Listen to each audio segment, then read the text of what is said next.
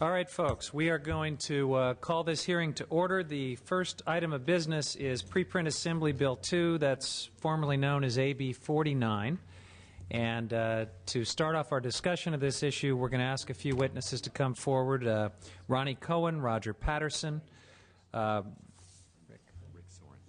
Rick Soren from DWR, and Ron Davis from Aqua. So if those folks could please come on forward, we will get started.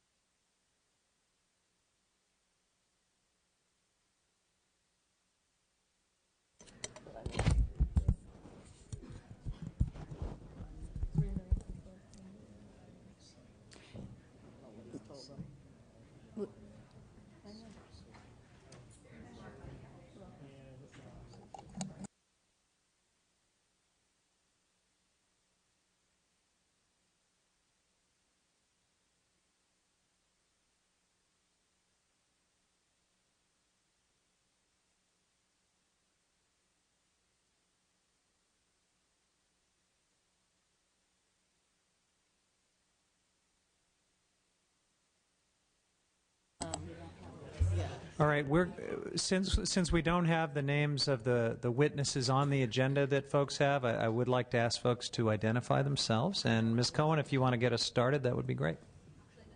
Mr. Patterson's going to get us started. That's fine, too. Good afternoon. Thank you very much. Pleasure to be here. My name is Roger Patterson. I'm Assistant General Manager at Metropolitan Water District of Southern California. Metropolitan is a co-sponsor of AB 49, and we have been for some time. We believe that AB 49 it clearly reflects the governor's call to achieve an additional 20% of reduction in per capita use by 2020. This bill provides, we think, flexible tools and mechanisms that will allow us to achieve that goal. I want to recognize that there are some remaining issues with the bill. We're fully aware of those that need some attention. We are working in good faith with those folks that have views on how to deal with some of those issues, and we will continue to do that. I wanted to take just a minute and talk about why conservation to Metropolitan is so important and why we see it as a great part of the future. We in Southern California started getting into conservation in a big way in the very early 1980s through programs that originally were incentive-based programs where Metropolitan would provide some incentive to start implementing certain practices to conserve water. Many of those later became requirements of code for conservation. And we have seen the benefits of conservation as a tool to allow us to stretch our existing supplies in times that are difficult. And I want to give you an example of that. We have calculated that the savings that we are getting out of conservation is pretty close to 900,000 acre-feet per year at this point. And to put that in context, last year, 2008, what we received in benefit to meet demand in the metropolitan service area was more from conservation than we actually got from either the Colorado River or the State Water Project. So over the last 3 years, when we have been in very difficult times in Southern California, our conservation efforts have accumulated a benefit towards meeting our demand of right in the neighborhood of 2.5 million acre-feet. And as difficult as things have been, we have managed to get by with about 1 million acre-feet remaining in reserve. So clearly, if we hadn't implemented the conservation programs, we'd had one of two things. We'd either be out of reserves at this point, or we would have had some pretty massive cutbacks in shortages to deal with that. So we think this is a tool that can help, and we need to do more. Our goal is to be able to meet our future needs without more water from the Delta, as we've talked about, and being able to increase how we are using conservation to stretch those existing supplies is a key part of that, and we'll essentially be doubling that over the next decade and a half to get 2 decades. So we continue to support this, and we'll work in good faith to try to come to closure on the outstanding issues. All right. Thank you. Next. Good afternoon, Chairman Huffman, Chairwoman Pavley, and members of the committees. My name is Ronnie Cohen, and I'm here on behalf of the Natural Resources Defense Council. NRDC is the co-sponsor of AB 49, the content of which largely appears in PAB 2. PAB 2 would require a 20% per capita reduction in urban water use by 2020 and would require agricultural water users to adopt water management plans and efficient water management practices. A 20% per capita reduction in urban water use was called for by the governor, was also endorsed by the Delta Vision Strategic Plan, and is included in the AB 32 Scoping Plan as an important element of helping the state meet its greenhouse gas reduction targets. Numerous studies, including those done by the state, by the EPA, and others, have shown that the targets in this bill are readily achievable, and the impressive successes by MWD that Mr. Patterson has recounted give additional confidence and real-world evidence that these targets are well within reach. We have seen remarkable success, like the city of Los Angeles using the same amount of water as they did 20 years ago, even though population has increased there by over 1 million people. PAB 2 allows use of an extended baseline to give credit for past conservation efforts. It provides multiple approaches for water agencies to use in developing their targets and gives each agency or group of agencies maximum flexibility in determining how to best meet those targets. The bill reflects the principle that all communities and all sectors should be improving their efficiency and contributing to solving the state's water problems. Already, many businesses have found that water efficiency saves money by reducing water, wastewater, and energy bills. For example, Fetzer Vineyard in Mendocino County uses just 2.1 gallons of water to produce a gallon of wine, compared to an industry average of 8 gallons. And a new Intel facility in Arizona uses 75% less water than an average facility. PAB 2 would provide the framework and incentives to encourage further movement in this direction. It's heartening to realize that so many stakeholders recognize water efficiency as a cornerstone element of a water package. We also recognize that the state will need to use other alternative water management tools, such as stormwater capture and groundwater cleanup, and we are working with the sponsors of SB 261 to provide incentives to ensure that those sustainable water management tools are also pursued. And I look forward to continuing these constructive conversations. Thank you. Thank you. Next, Mr. Davis, were you next? Just in time. Just in time. Thank you, Mr. Chairman. Members, I'm Ron Davis with the Association of California Water Agencies. I apologize for being late. I was watching appropriations. Aren't we all? But I'm very happy to be here. Aren't we all? Correct. I'm here to speak within the context of AB 49 as a supporter of the other alternative that that's out there and available for consideration, SB 261, Senator Dutton and Senator Ducheney's measure. So I wanted to take an opportunity to describe to you some of the content of SB 261, share with you what we think is a particularly good mousetrap in terms of trying to conserve water and maximize opportunities for local resource water management. So I wanted to indicate to you that I appreciate the opportunity to discuss the context of this in this discussion, the content of 261 and how it will accomplish the 20 by 2020 goal, savings of water of 20% by the year 2020. Specifically, SB 261 provides a credible, comprehensive, and fair approach to maximizing conservation and water use efficiency in the residential, commercial, and agricultural water use sectors. As many of you are aware, like AB 49, on which the preprint is based, SB 261 was also passed by both water policy committees. Specifically, let me point out the concepts that are contained in SB 261. It ensures fairness and flexibility for the hundreds of urban water agencies throughout the state, each with their own individual circumstances, which are allowed to design their own program to best fit their particular needs and circumstances. It ensures implementation of a well-established conservation best management practices for urban water agencies. It also provides credit for the range of water recovery and water use efficiency actions, while preprint AB 2 or AB 49 provide credits for recycled water. Other water use efficiency tools such as stormwater capture, desal, and groundwater cleanup should also be credited toward local and regional water use efficiency, sustainability, and SB 260 does just that.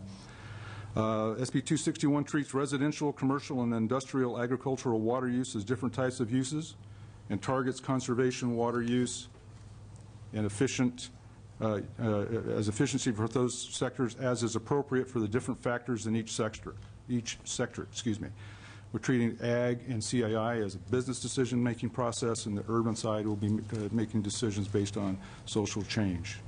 It also provides a fair, objective, transparent, and data-based process that will track urban agency progress toward the aggregate statewide water use efficiency goal of 20% by 2020. It also provides for the assistance of urban water agencies that request it, and establishes a fair and technically valid measurement for conservation progress. The measure also ensures that conservation requirements do not directly or indirectly interfere with water rights. Measure also deals with CII, the commercial, industrial, and institutional uses in a manner that we believe is the best way to achieve feasible water use efficiency in that sector, as it brings water agencies, commercial users, and other stakeholders together in a task force that will develop water use efficiency best management practices for the CII sector, and that the BMPs would then feed into the implementation of the BMPs for each of the agencies. Agricultural water use efficiency is also moving forward in this measure. Ag agencies would be reporting every 5 years through an ag water management plan. I'd also like to indicate, and I understand my time is running short, so I'm going to skip through to the conclusion here. I'd like to emphasize that the proponents of SB 261 and the proponents of AB 49 have been sitting down and held several very progressive meetings. I'd like to concur with that and indicate that I believe we've had several productive negotiating sessions. Folks have met every other day this week, and we have a meeting scheduled for tomorrow, and then there will be a major principals meeting on Monday that will bring in the policy folks who will be making some serious decisions. And while there are profound differences between the two approaches, as we've just described them to you, we are committed to continue in our effort in a good faith order to craft good public policy as to water conservation and water use efficiency for California. And we want to express our appreciation to the proponents of AB 49 for that productive conversation. Good. Thank you, Mr. Davis. Mr. Soren. Welcome. Huffman Pavley. My name is Rick Soren. I'm Assistant Deputy Director for Water Use Efficiency for the California Department of Water Resources. More water conservation is going to be an essential part of California's water future. As water managers around the state put together a diverse portfolio of water management strategies to make sure that we have reliable water supplies, clearly more conservation is going to be an essential part of their portfolios.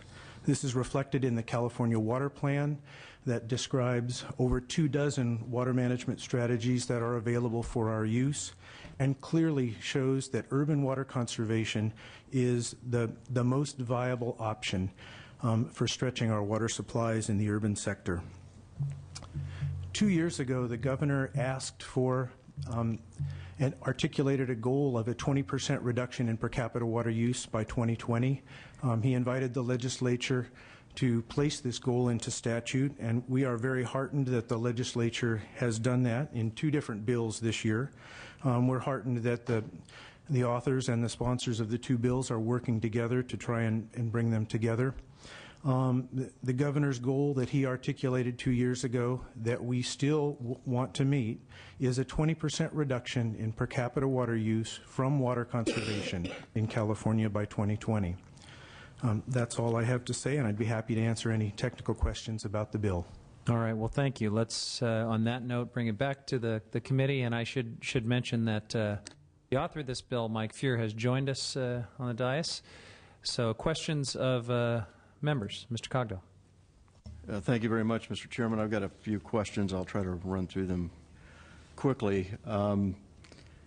There's an issue in the bill that deals with carve-outs for agencies that are required to reduce water use by only 5%. And it's outlined on page 9, line 4. It starts, and the definition is for urban water suppliers that were members of the California Urban Water Conservation Council prior to 1994 and whose base daily per capita water use is at or below the applicable state hydrological region target as set forth in the state's draft 20 by 2020 Water Conservation Plan dated April 30th, 2009. Who is that exactly? And why? Who qualifies? Did you ask why, too? Yeah.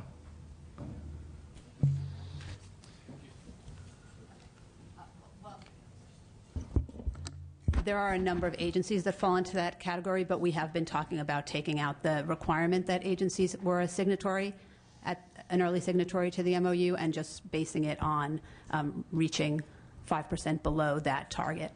Do you have any idea or any numbers on what they represent as a population percentage of the total? No, I don't know what percentage. It's got to be relatively large, I would assume. Of agencies that are at or below the Yeah. targets, I think most agencies actually have a ways to go in reaching their targets. Rick, do you want to answer that? I know you sort of did the analysis and set those targets in the report. Do you want to comment on that? DWR set the targets that are cited in the bill. When the governor invited you to place his goal into statute, he asked us to develop a more aggressive plan of water conservation, to put together all the kinds of measures we would need to achieve that 20% reduction. And in our planning analysis, we looked at per capita water use for various regions of the state, not specific water suppliers, what the per capita use is today, and what the opportunities are to reduce that per capita use in each region by 2020. So those are the regional targets that are cited in the bill. As far as specific numbers on what agencies and how many of them are already in that category, we do not have that information. Yeah. Does the author know? Yeah, no, Mr. Chair, if I might. Please. It was really, what's one of the most challenging aspects of this legislation is to push to do what is achievable throughout the state, while at the same time not severely disadvantaging agencies that have invested enormous amounts already in meaningful conservation. So, for example, Ms. Cohn mentioned the city of Los Angeles, which has, since 1997, basically doesn't use any more water than it used then. 1 million more people, done a number of measures that have been very important and doable, but challenging for the city to do. It ought not be the case that agencies that have accomplished so much are on the same footing as agencies that have done relatively little, because it's much harder to get that incremental drop of efficiency when you've already done so much. So that's the principle that motivates that provision. And the agencies that are signatories to the document that's referenced are agencies that have undertaken dramatic improvements in conservation where others in the state have yet to do so. So those are signatories to the California Urban Water Conservation Council? Correct.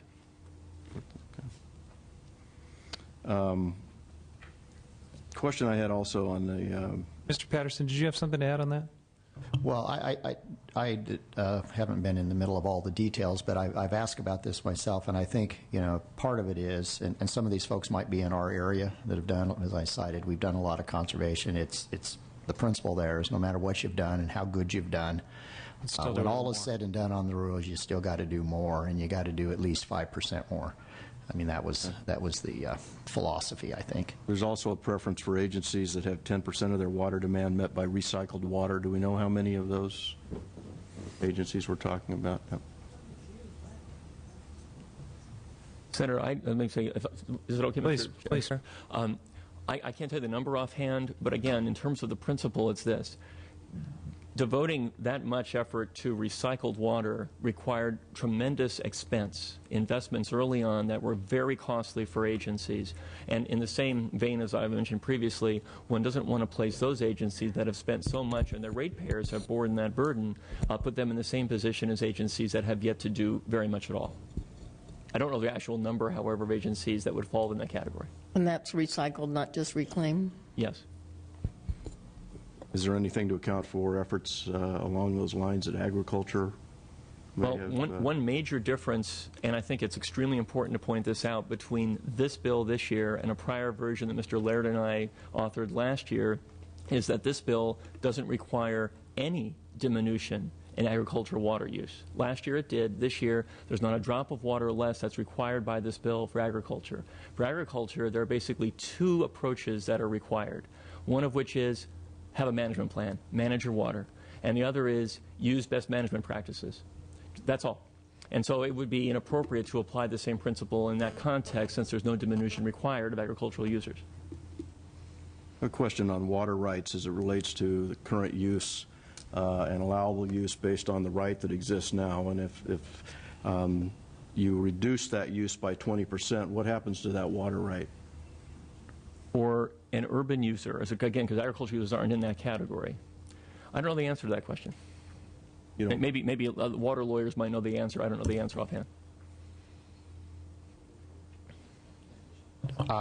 You know, for us and the water rights that we bring into Metropolitan is we are basically using conservation as one of those tools to meet future demand. And so if you look at our water rights, you know, water rights have quantities and place of use and timing associated with them. And so as we conserve, it's if we were in an absolute no growth on demand, as you conserve, then you're leaving water on the table. At least for us, we're using that as a mechanism to meet our future demands.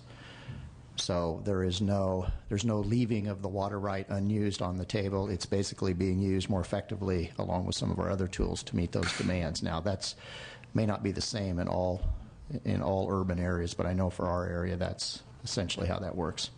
has there been any consideration to an amendment that would protect existing water rights? Well, may I say, this is actually, I think, the first time in these discussions where the water rights issue has been brought up that I'm aware of, and I think it's very important for us to examine the point you're asking and have an answer for it.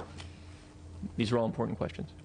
One other quick question relating to upstream and non-system users. Is this, I understand, it will be applied statewide, and I know we've had some instances where folks like, the South Lake Tahoe agencies have come before us and have tried to get some relief relating to the requirements on conservation under the existing law because they've got major issues with the size of their lines and the infrastructure in place as it relates to having enough water to fight fire and this kind of thing.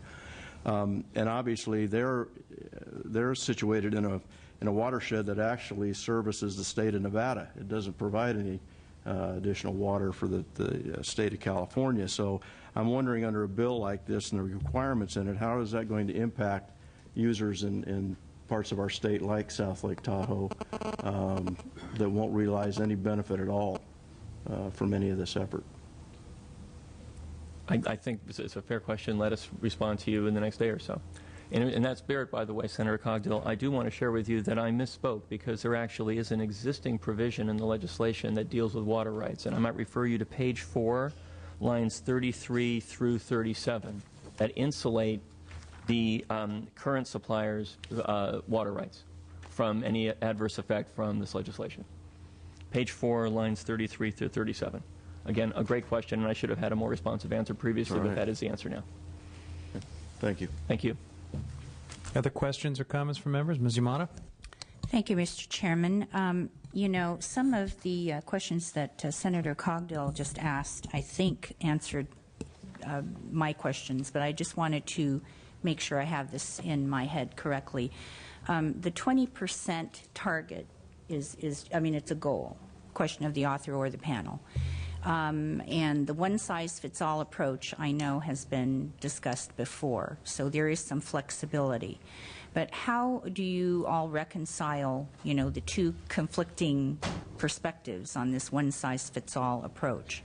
There has been, I think, some discussion about it, but I have not been persuaded that those, opposing viewpoints about the one-size-fits-all, but there is some flexibility, has really been addressed. Well, if I might, Mr. Sure. Chair, Madam Chair. Yes, the since chair. the author is here, absolutely.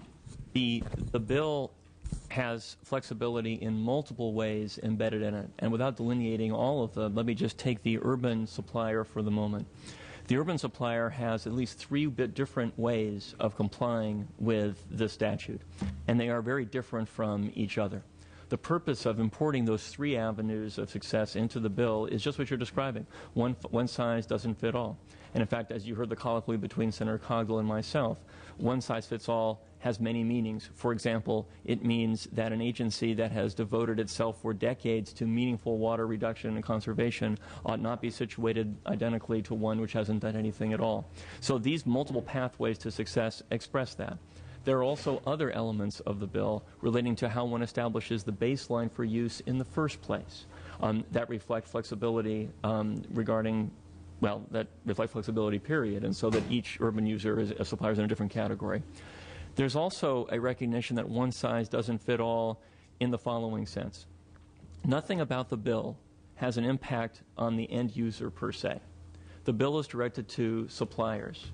The bill is designed to give local control to local water agencies so they can take into account the local needs that they have in both determining the pathways and how to implement the pathway they choose. So many elements of this bill are designed purposely to devolve authority from the state to local jurisdictions to take account of local circumstances, economic circumstances, social circumstances, and others. Having said all that, we're confident that because of the way the bill is structured, the aggregate impact of this statute will be the achievement of a 20% reduction by 2020. But it is an aggregate impact, taking into account all users and suppliers in the state, not one that's targeted to specific entities. Mr. Mata, yes. Mr. Davis wanted to also have a chance Yes, to please, respond to because your I have a question. follow-on to that, but please go ahead. Is that correct? That's You did. correct. Thank you very much, Madam Chair. Thank you.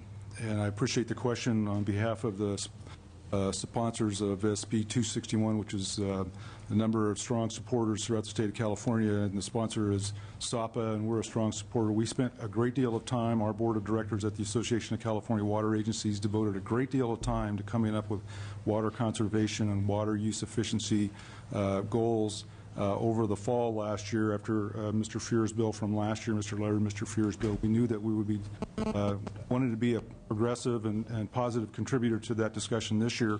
And one of the key components for our board of directors and for SAPA member agencies is that local agencies have the flexibility that they need to design a program that meets their specific needs. Up to and including, in our bill, we would allow agencies to prepare their own plan.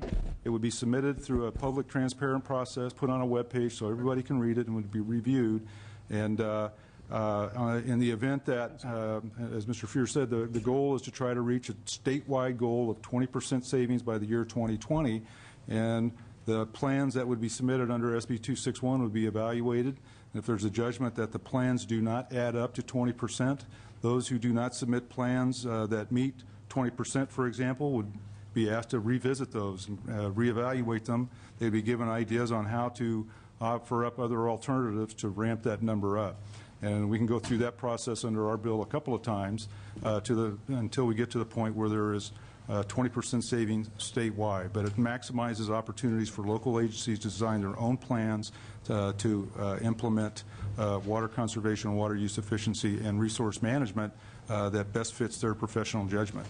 And Mr. Mata, if I might also say one thing, I think it fits well at the conclusion of Mr. Davis's remarks. I really appreciated Mr. Davis's comments earlier about the efforts that everybody involved here are making to try to find common ground with respect to the bills that are here. As Mr. Davis indicated, there have been previous meetings. The theme is to try to find ways to effectively integrate sustainable water management into what had been AB 49. So, and there'll be a meeting, as was indicated, tomorrow, another meeting on Monday. So I'm hopeful that the spirit that pervades this discussion will continue so we can do our best to get the best possible bill. Thank you. Well, my follow-on, if I may, and I don't know if anyone else had any comment there, but, forgive me if I'm kind of missing this whole point, but, if water is a finite resource and there are already existing water rights, in fact, my understanding is there are more water rights than water. 8 times the allocation. So, if we are on the one hand arguing for, and I'm not disputing that I'm not saying we don't need to try to target some reduction, some reasonable reduction goal, just as we do in carbon issues and all the other issues, 20% is a laudable goal. On the one hand, you're saying you're establishing a statewide target. On the other hand, you're saying that we have local control. Where are how are these numbers going to actually, become resolved? Because, 20% reduction could be achieved, just to take it to the extreme example, by one agency, and that would meet the 20% target statewide. And another agency might not be able to do that, or might take advantage of that. I'm just trying to understand how you are, on the one hand, asking for a statewide target, and then on the other hand, saying there's more local control. Just if you can explain Yeah, that I'll just to say me. we're asking, there's a statewide target. Local agencies, local suppliers need to submit plans under either approach, I think, but need to submit plans as to how they're going to achieve the goal. They need to have transparent, and under this bill, would have been AB 49, they have to have transparent public processes where local entities can have input into how those plans will be implemented as well. There is an interim target that needs to be achieved, and so there's monitoring of progress along the way. If your fundamental question is, how do we know for sure that the aggregate of each of these suppliers' diminutions will equal 20%, there's no way to know that for sure. What we know is a combination of practices we've seen already successfully implemented elsewhere give us great confidence that there will be that achievement, and indeed more than this can be achieved. As Ms. Cohn indicated, 20%, especially in light of the best management practices that have been employed by many businesses throughout the nation, not just here in California, is actually low-hanging fruit compared to what could be achieved. Okay. Just one last question, if I may, and this will be my final question. Oh, I had an answer. If I may, I would like to try. In response to your question, statewide goal, 20% savings by 2020. In SB 261, you do, each agency would submit in 2010 through their urban water management plan a couple of plans that would indicate how they intend to approach water use efficiency and water conservation in their area or their region. They have the option of doing it either by themselves or working in conjunction with the Integrated Regional Water Management Group or other basin-wide area organization. Those reports are submitted to the Institute or the California State University System. We have those folks evaluating those plans, and if the statewide submittals do not constitute or add up to 20%, they will send them back and indicate that we need to improve that. That will happen twice. And if it doesn't happen the second time, then the Department of Water Resources would be authorized to establish regulations to make certain that it does occur. Now, we do not use a mid-2015 target, but we do require that there be in your plan milestones on how you're going to get to the savings by the year 2020. So you will provide milestones every 2 years, if I remember correctly, on your plan on getting somewhere. We distinguish ours a little bit from AB 49 on the rationale that it's possible that an agency could indeed do the 20% evenly each year as they get to from now to the year 2020, approximately 2.5% or 2% every year. But there also may be an agency that's going to do something that takes a while to set up, implement, and doesn't really get the big savings until 2018. So if that's the case, we want to provide that flexibility so that either agency can get to from point A to point B using their own methodology and their best available practical approach. Yeah, Ms. Cohen, please. Yeah, I just wanted to chime in. So in AB 49, there is also a similar mechanism for agencies will report on their progress, and DWL will do a mid-course assessment for how we're doing, how the state's doing towards meeting that progress, and will make a report to the legislature recommending any adjustments that have to be made based on the progress that's been made. And in terms of allowing for agencies to ramp up, as Mr. Davis mentioned, that is also allowable under AB 49 because if an agency has not reached their target, they are able to basically submit documentation, a report, and a budget for how they intend to come into compliance. So that flexibility also exists in AB 49. Okay, thank you. Just one last question, if I may. Without going into how all these wonderful panels have been put together these past now 2.5 days that we've been together. I wanted to ask, particularly because of AB 49's stipulation to agricultural water management, is there a panelist here that is specifically speaking for the agricultural community, or will there be someone coming There forward? might be in public comment. Mr. Davis, do you Okay, represent a few agricultural water I districts? think Water- I think you agricultural do. I water think we agencies. Yes, spoke ma'am. How about may I that help the you? other day. But, I have just actually, again, without going into the witnesses and so forth, or how the hearings have been put together, I haven't heard a specific comment, except maybe by letter from the farm. We're going to Bureau have and some other others. folks You making will? comment when these witnesses step Okay. down. Yeah. Thank you. And Mr. Davis certainly represents a lot of the. Well, and we have a substantial amount of support from the ag water and ag community for SB 261. Yes, Senator Cogdell. On that point about the ag water suppliers, I know they use, as the definition in here is a supplier that supplies 10,000 acres or more. I know a lot of folks in agriculture have a problem with that 10,000 acre figure. Do we know how that was arrived at, or how? Yeah, it was the product of a great deal of analysis, including trying to get a handle on exactly what percentage of the water supplied in the state we could capture at the same time, wanting to maximize that, at the same time wanting to balance that against the fact that the very small water supplier has a hard time trying to comply with regulatory requirements.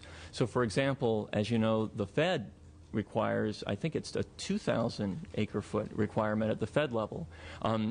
We began with that requirement to mirror that which is already in place.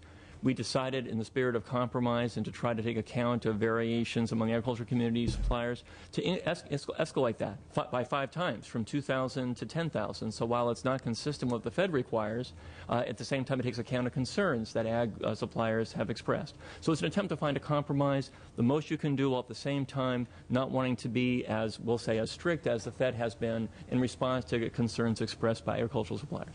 Yeah, because the concerns that we're hearing is that that's too small, and these small districts don't have the personnel or the resources to meet a lot of the requirements. Yeah, and we're still without causing a real hardship. And people talk like it would be more appropriate to be around 35,000 acres rather than the 10. Yeah, I think for what it's worth, the 35,000 wouldn't get enough water in the state.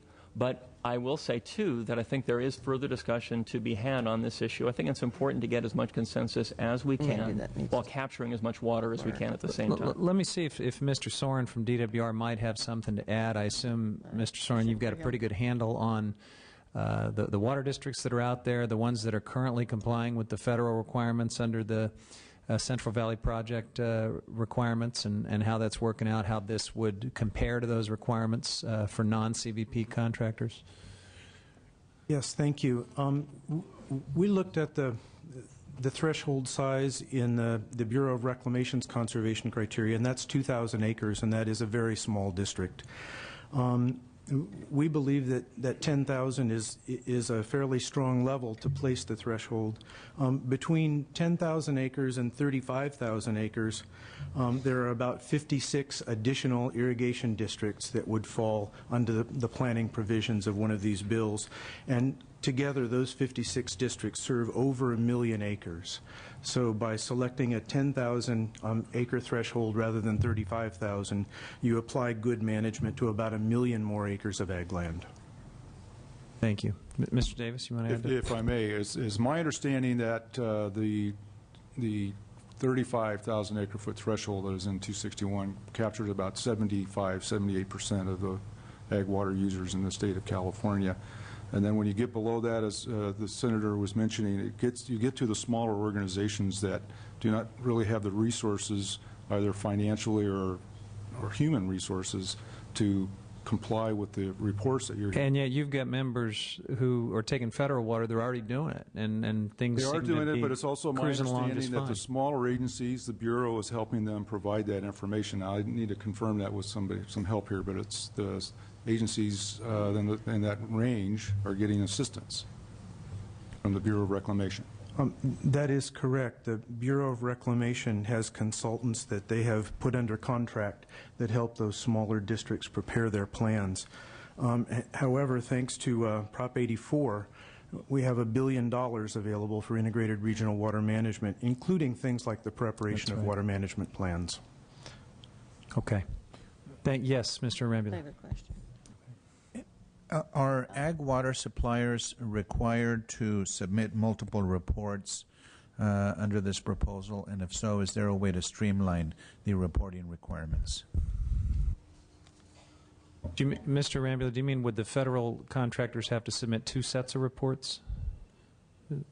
Well, my understanding is that there would be a requirement imposed on suppliers under the state proposed legislation, and to the extent that water suppliers may have to submit multiple reports, it would be helpful to collapse them if at all possible. Right. I believe we're all in agreement on that point. And I think there's a provision at page 14 of the bill that says the federal report will suffice for compliance. So I think that has been anticipated.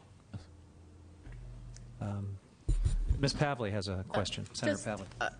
Although a relatively small use of water, I had a question for the gentleman from DWR. For the urban residents and commercial users, especially residents that aren't on water meters, how you establish a baseline to require reduction targets and measure them. There are 2 different situations in which an industrial water user might not be on a meter. One is if they're in an unmetered area, in which case that will change due to state law that will go into effect by 2020. Although even areas like Sacramento that are largely unmetered already meter many of their big industrial users. The second situation is self-supplied water. If a large industrial user has their own well, for example, and that water use wouldn't be covered by the kind of provisions that affect water suppliers under either of these bills, as I understand it. I had one last question for Ms. Cohn, and maybe it's just semantics, but we're talking about water efficiency throughout all these measures, not reducing demand on water, and one of my goals through all this process is trying to reduce the amount of water we export through the Delta, because we know in the long term we're going to have less water, not more water. And we know that a lot of the energy we use in the state is moving and treating water, about 18-19%. I'm concerned about that. So when we talk about water efficiency, is that reducing demand on water? Because we're hearing from Mr. Patterson that his ability to, you don't lose your water rights. In fact, you can sort of save them to anticipate increased demand. And so I'm sort of trying to grapple with whether we're really reducing and changing sort of some of our lifestyles to conserve and reduce our demand on water. Use it more smartly, absolutely. But maybe just give me your take on all that. Yeah, I think people use the terms water efficiency and water conservation somewhat interchangeably. But if you take a given use of water, whether it's a shower or a toilet or a cooling tower, and you're able to achieve the same end with less water, you are reducing demand for water. As Mr. Patterson said, they may need to use that water for additional growth, but it's sort of a compared to what question. If you didn't implement that efficiency, you'd have to get that water from somewhere else, and where would that come from? Probably, if it was coming from a supply side source or coming from the Delta, it's going to cause additional problems. So I do see water efficiency as reducing demand compared to not implementing those measures. Is there any way to quantify in any ability in establishing baselines that adoption of this kind of measure will reduce X percentage of exports from the Delta? Or in a general term, I'm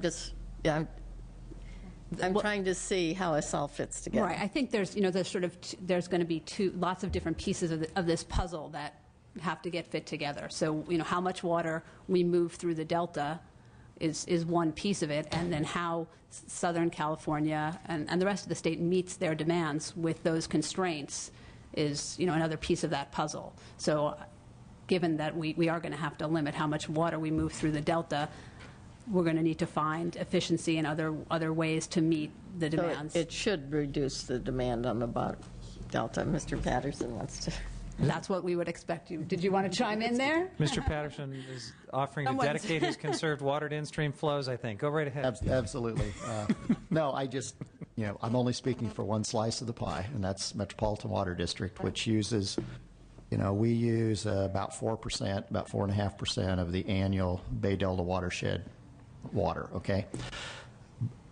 Implementation of conservation, which since we started in the early 80s, we've achieved about a 20%, not counting our recycling. So I was telling Ronnie, people need to know that it's not, you throw 20% out and it's something that's really easy. In fact, it takes a lot of dedicated work to get to 20%, but we can do it, and we can do more. So for us, we can take that, we can accept that 4% out of the Delta, use conservation, and use other programs and meet our future demands. It will not reduce our need for water from the Delta. What it'll do is keep us from having, where we've been in the past, go to the Delta to look for additional supplies. That's what it does for us. But I just didn't want folks to think that we do more conservation and it'll reduce our Delta demand. That's not our plan. It's not that simple. It's not that simple. Mr. Davis, did you have something on that point? At that point, I was just, let me just concur with the final comment that Mr. Patterson made on behalf of the association, on behalf of all members.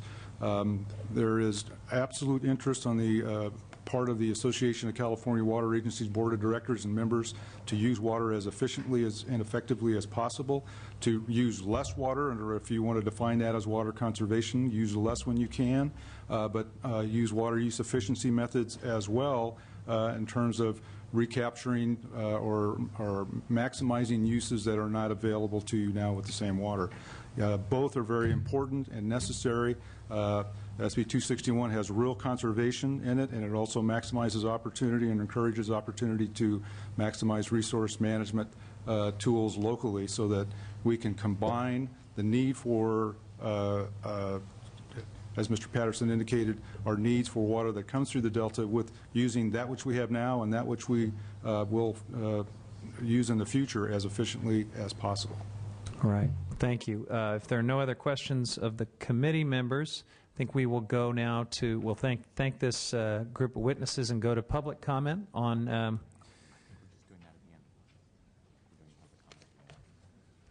doing it after each bill. Yeah. Public comment on AB 49, the preprint bill, Assembly preprint bill 2. You're dismissed. Yeah. So we'll limit this to 2 minutes, and I'll have the timer going. Please identify yourself and tell us what you think.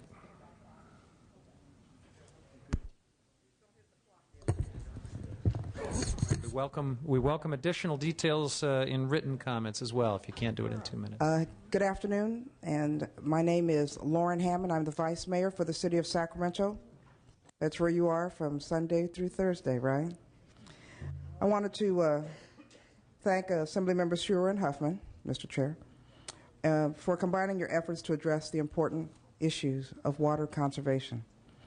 And the city supports a comprehensive solution to the state's water issues, as long as we're assured that the water rights of our region are not impacted, that the fees are imposed only on those who benefit, and provides funding for water conservation infrastructure and programs that provide statewide benefits. So let me just break it down to you quickly. SB 2572 requires us to have water meters in all of our residential units, right, by 2025. We can't afford to increase our rates to our constituents at a rate necessary to get that done. We need outside funding. So if conservation means a 20% reduction in our water use, we know that meters will do that, and we'd be happy to do that. but it would help us tremendously if we had funding to get those water meters in by the time you want them in. We understand that this bill provides the relief necessary. We have our water. You need the water. We want you to have some of that water. We just don't want you to have our rights. So whatever you do, I hope you'll continue to work with the City of Sacramento. I hope you will consider where you live 4 days a week, because we all need the water, right? And we do want to share it. We just want you to do it the right way and the fair way. Thank you. Thank you.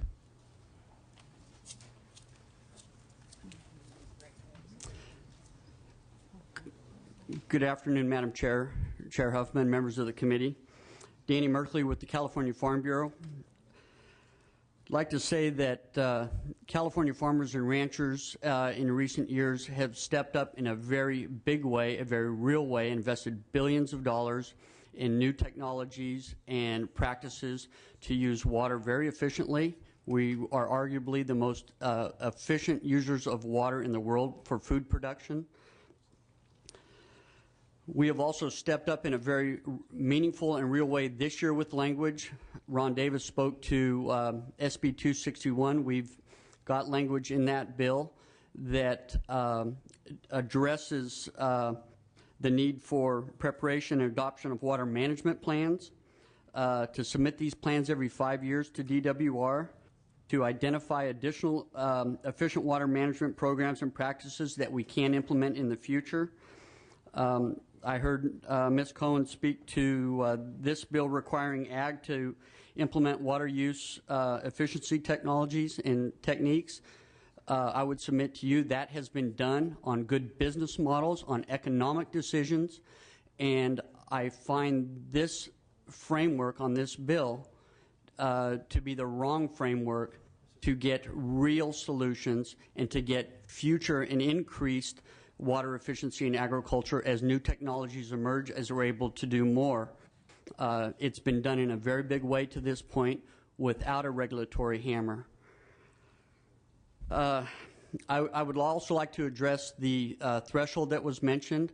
We have a threshold of 35,000 irrigated acres in the language that we propose. This threshold brings in 75% of the applied water in agriculture. That is a very large step forward, and quite honestly, I don't know how much further you would want to push that and threaten the production of food and farm products.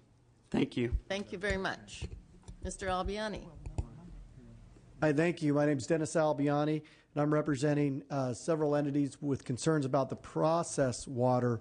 That would be water used within the process of manufacturing, food processing, or an assortment of industries in California. That would be grocery manufacturers, the California Nevada Soft Drink Association, California Grain and Feed Association.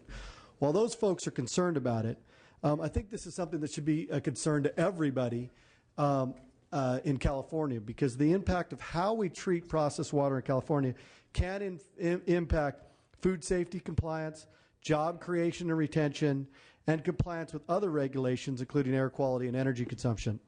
The concern is simple. When you require a certain amount of water from the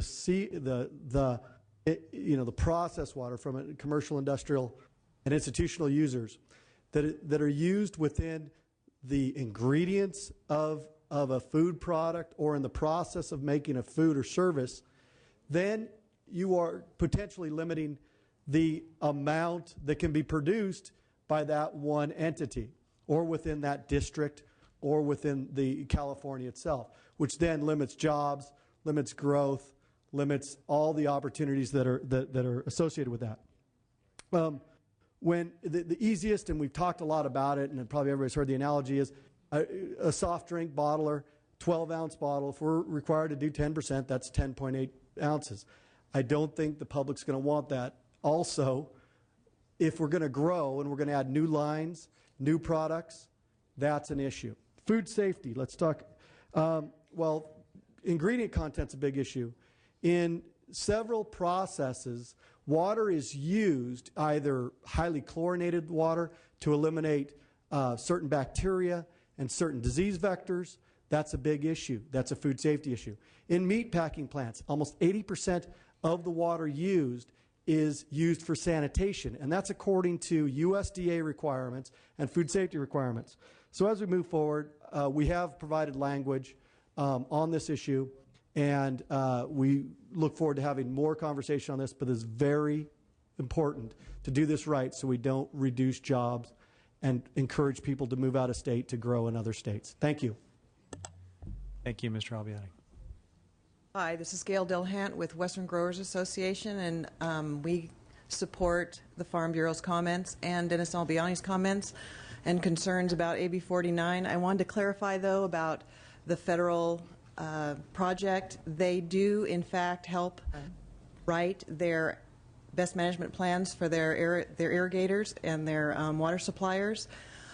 Prop 84 was mentioned, and that is an appropriation by the legislature, which we would be concerned about not happening on our behalf, and also would take a grant writer, which also takes money. So we appreciate your concerns. All right, thank you. Thank you, Mr. Chairman. Bob Reeb. On behalf of the Valley Ag Water Coalition, I would indicate that the coalition, this is about 43 San Joaquin Valley Ag water suppliers. I'm going to associate comments with the prior three speakers. We have an opposed unless amended position on this bill and a support position on 261. I'd like to speak in my remaining minute and 45 seconds for the urban water suppliers that I represent: Desert Water Agency, East Valley Water District, Newhall County Water District, and El Dorado Irrigation District, who have opposed unless amended. Very quickly, this does have a one-size-fits-all. It requires a 20% reduction for every urban water supplier, or a more aggressive amount for a high-efficiency use. It's a one-size-fits-all. We're concerned that setting a 5% reduction in per capita water use for suppliers in regions of the state, mostly the coastal areas, and leaving that alone will preclude the entire state from meeting the 20% goal. The draft 20 by 2020 plan by DWR makes it very clear that best management practices that are locally cost effective need to be pursued in all regions of the state, and that's a significant concern, because if it's not, then the burden's going to fall on areas like Bakersfield, El Dorado Hills, other places like that to make that up. Determining the population using government population reports ignores the impact of tourism and resort communities like Palm Springs. Their permanent population is about 40,000 people, but they have over 1 million hotel night stays. And you're going to have a very difficult time in a resort community telling visitors they can't use water, even with, low flush toilets, shower heads, and what have you. The bill fails to credit prior actions and investments in recycled water for your baseline, in reducing conveyance losses in your systems. And finally, on the bill rewards for future bond funding those entities that can meet this 20%. It should be incentivizing those who have measures that they can implement that aren't locally cost effective that could achieve significant water savings. So we'd rather see that part of the bill flipped so it helps those to get to best management practices that aren't locally cost effective. Thank you. Thank you.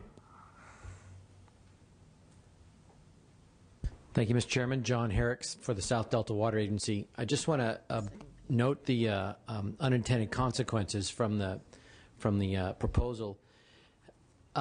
If you conserve water in San Francisco area or in the LA Basin, you add to the net supply. But if you conserve water in the San Joaquin Valley, depending on the time, you then transfer a shortage. One person's wasted water is another person's mandatory release from a reservoir. So I just want to give you two examples. This summer, the San Joaquin River has gone down to 520 CFS of flow.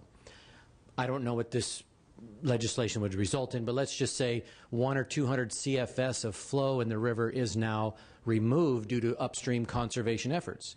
That may help the people upstream, but then the San Joaquin River in summer may be 300 or 400 CFS, and that's simply not a functional river. The other example of that is the same area. Let's just add that to the Sacramento River system to that. And again, I'm just making this number up, but let's just say that this proposal results in decreased inflow to the rivers of, say, 1,000 CFS from the Sacramento and San Joaquin. That's 1,000 CFS less outflow, which means the reservoirs that supply Metropolitan Water District or downstream fishery uses for NRDC, they will have to release an additional 1,000 CFS to meet the mandatory outflow. So I don't have an easy solution for you, but conservation in some places does wonderful, beneficial things, and in other places it simply transfers the shortage onto someone else's shoulders. Thank you very much. Thank you. Next. Hello, my name is Julie McClay. I represent the Santa Clara Valley Water District. We do support AB 49, which has largely been incorporated into PAB 2. We believe that the multiple compliance options are a reasonable approach. There's a reasonable timeline for compliance, which is measurement in 5-year increments. And it does, we believe, provide a measure of credit for past investments in water use efficiency measures. And we also think that the improvements, the amendments taken in committee with respect to the commercial industrial also represent an improvement and provide greater certainty for commercial industrial users. Thank you. Good afternoon. I'm Linda Sheehan with the California Coastkeeper Alliance representing California's water keepers. I'd like to strongly commend the bill's focus on conservation and water use efficiency. The California Constitution itself mandates the exercise of conservation in the interest of the people, and the bill implements that mandate well. I also commend the bill's focus on regional water management strategies. Regional water management is the key way to get to reliability and reducing greenhouse gas emissions associated with long transport of water. We have 2 recommendations that we'll submit in writing with regard to improving the bill's focus even further. The first is with regard to new language in PAB 2 that allows for potential streamlining of permits, which could potentially result in water quality laws being weakened. We'd like to see that the public is very comfortable that any regional water management strategy provides clean water. And so we would ask that the bill include language ensuring that all the regional water management strategies will be implemented consistent with state and federal water quality laws. The other piece that we think could be strengthened even further would be with regard to seawater desalination. Our organizations have concerns with regard to the high greenhouse gas emissions associated with how it's being used currently. And we think that it's not on par with conservation, recycled water use, and stormwater use, which we think actually it can detract from those because it seems like somewhat of a silver bullet. And I think conservation, recycled water use, and stormwater use are where we really need to start to focus. There are other countries that are doing some amazing, groundbreaking work on efficient, low environmental footprint desalination, and we would encourage you to look at those and incorporate some of that while we're pursuing some of these other strategies in the meantime. Thank you. Mr. Chair, members, Brian Reese representing the Santa Ana Watershed Project Authority. SABA would like to echo the points made by Mr. Davis of Aqua, especially as it relates to our support of the concepts and approach taken by SB 261. SABA would also like to express our desire and the importance of the ongoing talk to try and reconcile the 2 approaches, and we remain committed to that process. Thank you. Thank you very much. Good afternoon, Madam Chair, Mr. Chair, members. Glenn Farrell with the Friant Water Authority. To avoid repetition, I just wanted to associate myself with the comments made by my colleagues on the agricultural water supply issues previously. I wanted to harken back to a plea made by one of my colleagues several days ago before your committee. Ed Manning made a request that in order to make this a meaningful process, we really need to sit down and go page by page through this package of bills, including this bill, including SB 261, and really go through and identify the issues on each page of this bill, these bills, in order to have a kind of meaningful discussion and resolution. It's easy to talk in the conceptual terms that we're talking about today. I mean, we don't disagree that water use efficiency is a cornerstone of comprehensive California water management plan package. We agree.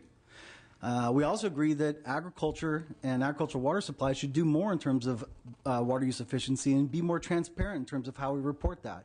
But we believe that the components of SB 261 provide a better approach to dealing with water use efficiency in all sectors.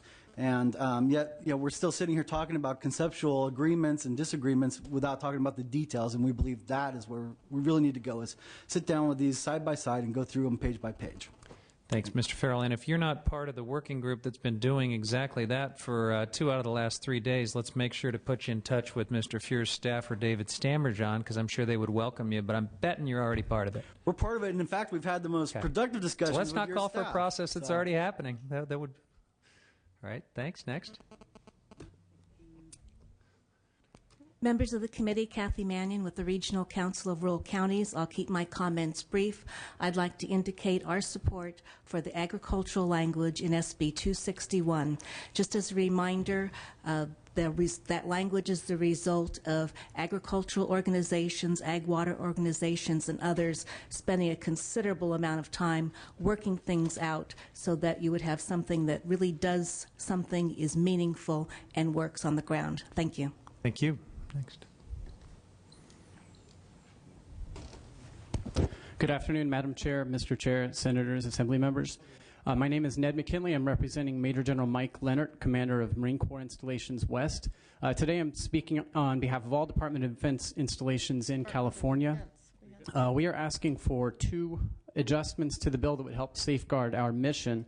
Now, as a very brief overview, in the case of the Marine Corps, we have about 40% of our combat power located here in the States, and the training ranges and the bases here are absolutely essential for the mission we do, the National Defense Mission entrusted to us. And this is why we're keenly interested in any broad policy initiative that could affect our mission, and that includes water supply. In the case of the Army, the Navy, and the Air Force, they all have a similar investment here in California. Now, on the whole, I think we're real good partners for the state in meeting water conservation goals. In the case of the Marine Corps, we have an excellent record of environmental stewardship, and all bases right now are currently operating under a federal order requiring a 16% reduction in water use by 2016, and some of our bases have already far exceeded that goal.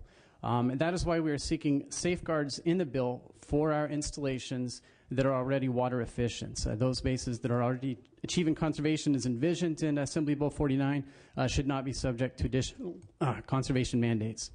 One other request we're asking is to allow water use for our installations to be adjusted when it is to meet new or expanded mission requirements. And this is not hypothetical. There are missions and units that are being located here, such as aircraft carriers and more units with the Marine Corps. And we really want the flexibility to accommodate them here. We have made progress working with your offices. Appreciate David Stammerjohn and Kate Williams. They've been receptive to our requests, and we'll continue working with them to come up with language that meets our needs. Thank you very much. Thank you. Bill Gregg, representing the California League of Food Processors. We represent the vast majority of fruit and vegetable processors in the state. I second the comments that Dennis Albiani made, and I'd like to hone in more on the fruit and vegetable component. We use tremendous amounts of water, on average 3 to 5 million gallons of water per day during the harvest season, which is going on right now. These facilities operate 24 hours, 7 days a week. You see those tomato trucks going up and down at all hours of the day. We are using water to move the product from the trucks all the way through the facility in its raw stage. We're washing down equipment constantly.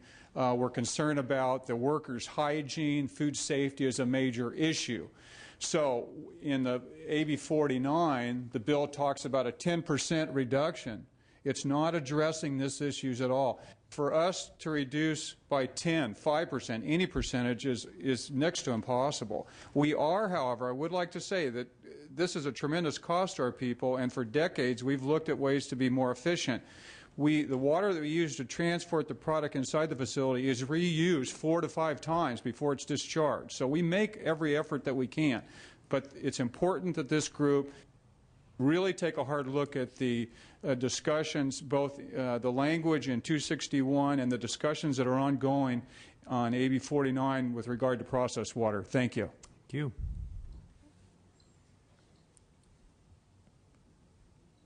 Ryan Becerra for the cities of Roseville, Folsom, Sacramento Suburban Water Agency, and San Juan Water District. I want to comment that this bill is neither linked to any of the concerns in the Delta, nor to any of AB 32 concerns. Different water uses have different impacts on the Delta and on greenhouse gas emissions, and this bill uses one standard to apply to all of them, which is a concern for entities like my clients in that they have negotiated the Sacramento Water Forum Agreement, which is a comprehensive agreement that they've all signed that includes a water conservation component that is not consistent with this bill. That's a fundamental agreement to operation of water supplies in the Sacramento area that could be upset by this bill. And so what you have is no linkage between the bill and other water management strategies, particularly locally negotiated ones. Another piece of this is that it would mandate effectively the implementation of conservation measures that are not locally cost effective, which it seems to be inconsistent with beneficiary pays in that other people are benefiting from measures that you're taking. Finally, an unintended consequence of the bill seems to be undermining area of origin laws in that upstream water users will be required to reduce their usage under water rights that will put more water into the Delta, effectively reducing the usage of water rights to support Delta exports. Finally, the piece of the bill that talks about Water Code 1011, which is the existing law that supports water rights that extend to conserved water, the bill doesn't actually extend the protection of that statute to water that would be conserved under the bill. It acknowledges Water Code 1011, but it doesn't extend water right protection explicitly, and that's a major concern because if you're conserving the water, as Mr. Patterson indicated, you want to be able to use that in the future for future growth. Thank you for the opportunity. Thank you. Good afternoon, Chair Pavley and Chair Huffman. Greg Gartrell, Contra Costa Water District. As I mentioned the other day, Contra Costa Water District since 1989 has reduced its per capita use by 45%. Nonetheless, we support AB 49 in its preprint version. We believe that the changes that have been made provide a lot of flexibility for us. It's addressing the issues. We agree with the statements by Mr. Patterson from Metropolitan Water District. We do have a number of the issues that we have been addressed here already regarding, for example, industrial use where the water isn't required for the product.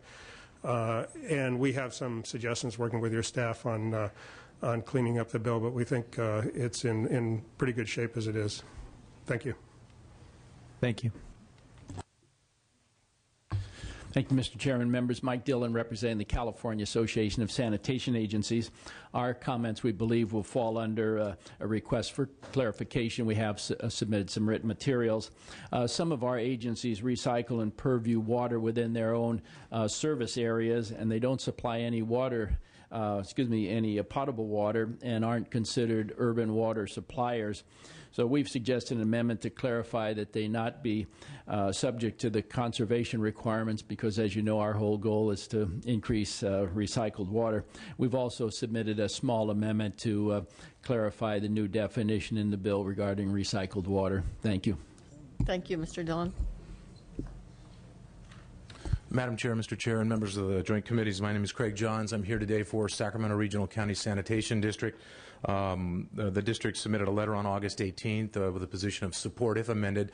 In much the same vein as Mr. Dillon just mentioned, there are a couple of definitional changes that we would ask for that would take municipal wastewater agencies such as the district out of the definition of a water supplier, both ag and urban, for a variety of reasons that are set out in our letter.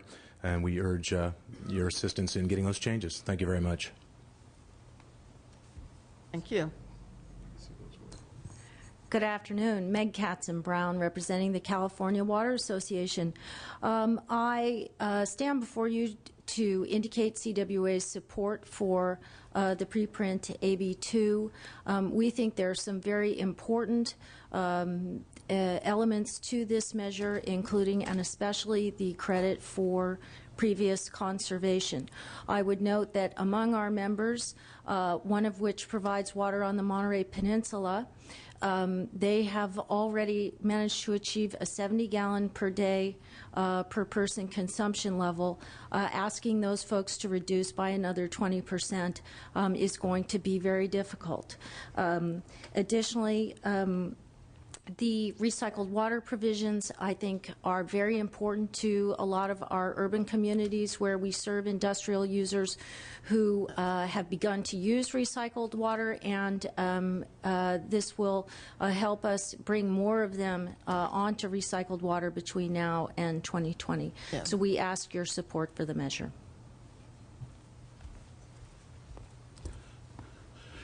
Good afternoon. My name is Richard Poole. I'm speaking on behalf of the recreational and commercial salmon industries of California.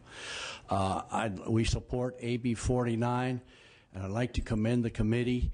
As you know, we are the only industry completely shut down for lack of water.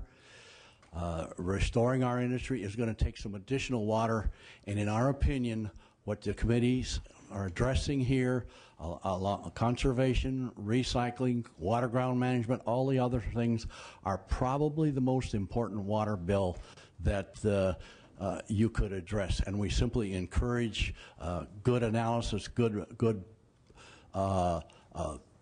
legislation. We need additional water. All sectors of this state need additional water, and what we're discussing today is the way to get it. Thank you very much. Next speaker, thank you for your comments. Yes, Pilar Oñate Quintana with KP Public Affairs here on behalf of Western Municipal Water District. We're a member of SAPA, so we entirely support the comments of SAPA and Ron Davis of Aqua when it comes to outlining the components of 261. Just a couple of additional brief notes very briefly. I think the discussion with respect to flexibility and the level of flexibility that is needed really points to the difficulty of having 3 options for compliance, but having 450 urban water providers throughout the state. So how do 3 options mesh up with individual needs of 450 providers? That's just one thing I wanted to quickly emphasize. Secondly, I just wanted to note observation of sort of an abbreviated analysis today. I would say that the Senate committee analysis did raise some points that I think bear some review when it comes to a potential conference committee discussion. Thank you.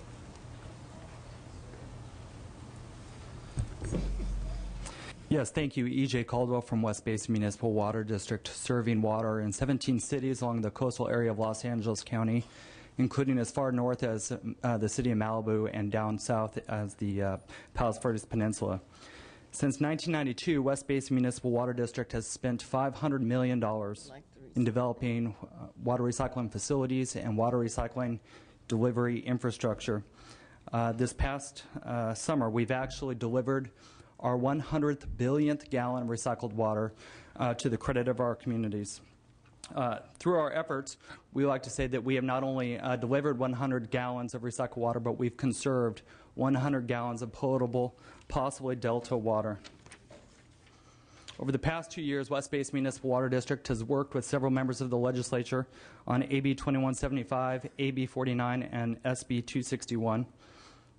In light of the comments that we've heard today, West Basin Municipal Water District wanted to go on record and say that we do believe that AB 49 and now PAB 2 does provide ample credit for past investments in recycled water. This preprint AB 2 actually does this on 2 accounts. It utilizes a 10-year period for calculating a supplier's base water daily per capita water use, and actually provides an additional 5 years credit for those agencies that meet 10% of their total water consumption through the use of recycled water. On top of this, the bill clearly states that 100% credit be given for future use of recycled water. For these reasons, West Basin Municipal Water District would like to support preprint AB 2. Thank you. Thank you. My name is Phil Rosentrader. I'm with Western Municipal Water District here on behalf of our wholesale customers who are dependent upon, to varying degrees, water imported from the Delta as customers of the Metropolitan Water District of Southern California. Our agencies are located in the Santa Ana watershed. We work very carefully to conserve our water. It's a matter of necessity. There are some areas of this service area that are 100% dependent on Delta water. Conservation is necessary, but we also recognize it is insufficient to meet all of our needs on an ongoing basis.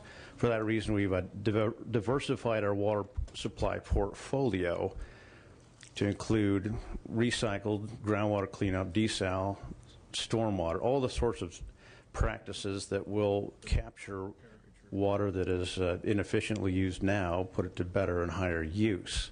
We embrace a strategy for California water supply that would incentivize those kind of practices and do so on a regional basis for greater efficiency, both in terms of natural resources and financial resources in a cash-strapped state. We think this is a sound policy. We think the policy that most effectively embraces that is SB 261. We encourage you to incorporate those elements of sustainability on a regional basis from 261 into any proposal moving forward. Thank you for your comments. The two sides are continuing to work on that. Chris Rosa, representing the Silicon Valley Leadership Group, in support of the bill. We believe that it would improve water efficiency in both the urban and agricultural sectors and help promote responsible use for this limited resource. All right, good. Madam Chair and members of both committees, Tony Francois for the Western States Petroleum Association. We are opposed to this bill. The basic problem that this bill poses is it uses, in trying to measure the efficiency of commercial and industrial water use, the gallons per day per capita figure. And essentially that is to take the water cooler that's somewhere in the back of this room, add up the amount of water that goes through it, divide it by the number of people who happen to be in the room, and assess its efficiency that way. The identical piece of equipment in the next room would be determined to be more or less efficient based not on how it works, but how many people happen to be there. And we think that's unreasonable. It doesn't really tell you anything about the efficiency of a given water use. Thank you. Chairwoman Pavley and members of the committee, I'm Robert Dolzall for the California Association of Nurseries and Garden Centers. Preprint AB2, while having many good intentions, seems to be out of place in this Delta-focused water legislative slate. The major defect of the bill is its author's desire to rely for residential outdoor use on mandated targets that are not supported by science. These important data do not exist because vital research mandated by this legislative body for more than 2 decades has never been carried out. AB 325 in 1990, AB 2717 in 2004, AB 1881 in 2006 all require DWR to determine the water needs of landscape plants by conducting scientific research. However, DWR never complied with this legislative mandate. Instead, they substituted lay panels and partially completed processes, making committee decisions about reference standards and plant water needs without scientific data. The result was the Model Water Efficient Landscape Ordinance cited in the bill as a reference standard for water efficiency. The dirty secret is the Model Water Efficient Landscape Ordinance relies as its reference point on lay committees' reports, and specifically the Water Use Classification of Landscape Plants, or WUCALs. I've provided this committee scientific peer references from knowledgeable irrigation academics pointing out the deficiencies in WUCALs that make that model water ordinance scientifically bankrupt. The authors of WUCALs stated specifically that their publication was not intended to be used as required, mandatory, approved, or master list by local, regional, or statewide governments. The WUCAL's paper was rejected in peer review at UC. It was never published in a peer-reviewed journal. This is the critical hurdle denoting sound science. The water use values were not scientifically derived. Rather, there are ranges of numbers concluded by groups of landscape industry practitioners that relied solely upon their personal practices and experiences with plant species. We need you to wrap up. Thank you very much. Thank you. Mr. Chair and members, Sylvia Solis-Shaw on behalf of the City of Los Angeles. As mentioned earlier by one of the witnesses who testified, the city serves as a model of water conservation efforts, and we strongly support this measure. In addition, the city views conservation as an integral part of reducing pressure on the delta and securing a reliable and safe water supply. Thank you. Jonathan Clay on behalf of the San Diego County Water Authority. My board just reaffirmed their support if amended position on preprint of AB2. We're seeking 2 amendments, and we're working with the staff on addressing those, one dealing with the definition of gross water, and also we're going to be working with our friends in the military and trying to address their concerns. San Diego being a military town, we like to work very cooperatively with our largest residents. So on that note, and on a side note, we'd also like to just mention, as it relates to this bill, we have a bill 1465 that we want to make sure doesn't have chaptering out problems, which deals with the existing best management practices in current statute. Thank you. Thank you. Thank you, Mr. Chairman, Madam Chairman. Maureen O'Hannon representing the Irvine Ranch Water District. We're one of the supporters of AB 49 and this preprint AB 2. But as an agency that has invested significantly in water conservation and been very successful at it, we have concerns with the minimum 5% reduction requirement, and we're going to work with the author's staff on that. Thank you. More? Thank you, members, for giving us all an opportunity to speak. My name is Susan Longville. I'm here representing the CSU System Water Resources and Policy Initiatives. We're a collaboration of all 23 campuses in the state. You can't go far in 58 counties and not run into a CSU system, and we have close relationships with all the local communities and water agencies in the state.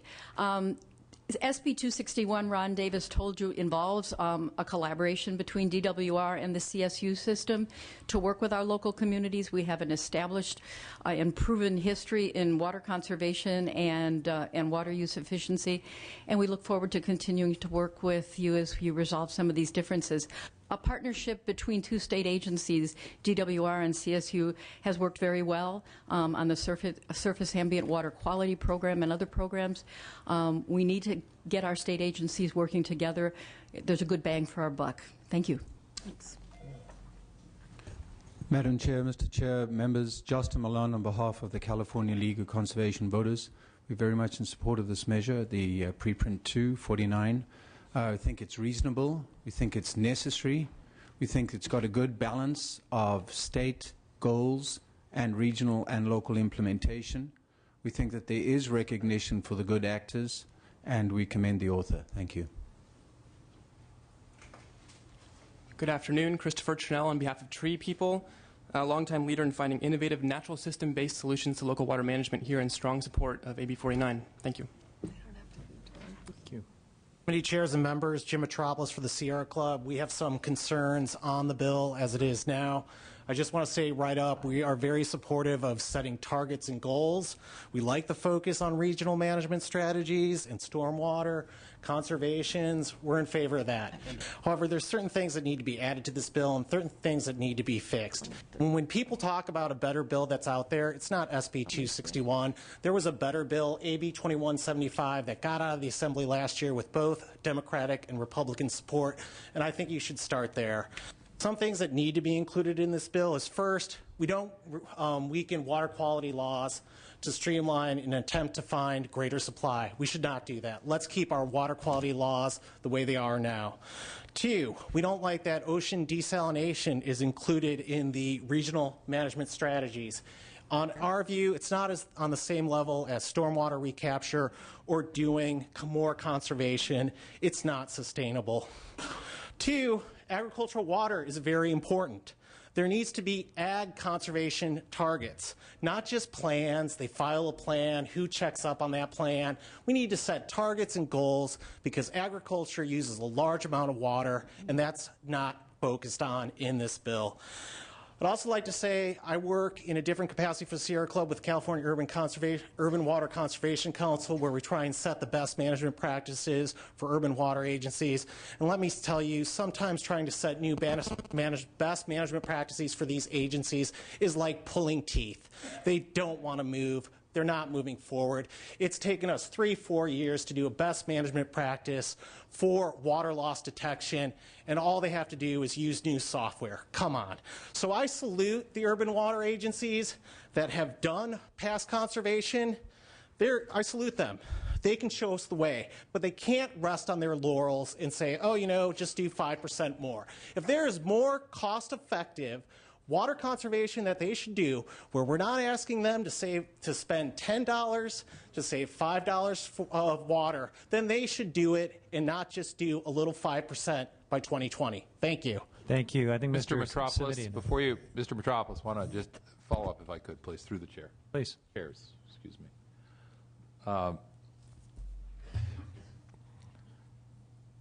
First statement, then a question. It's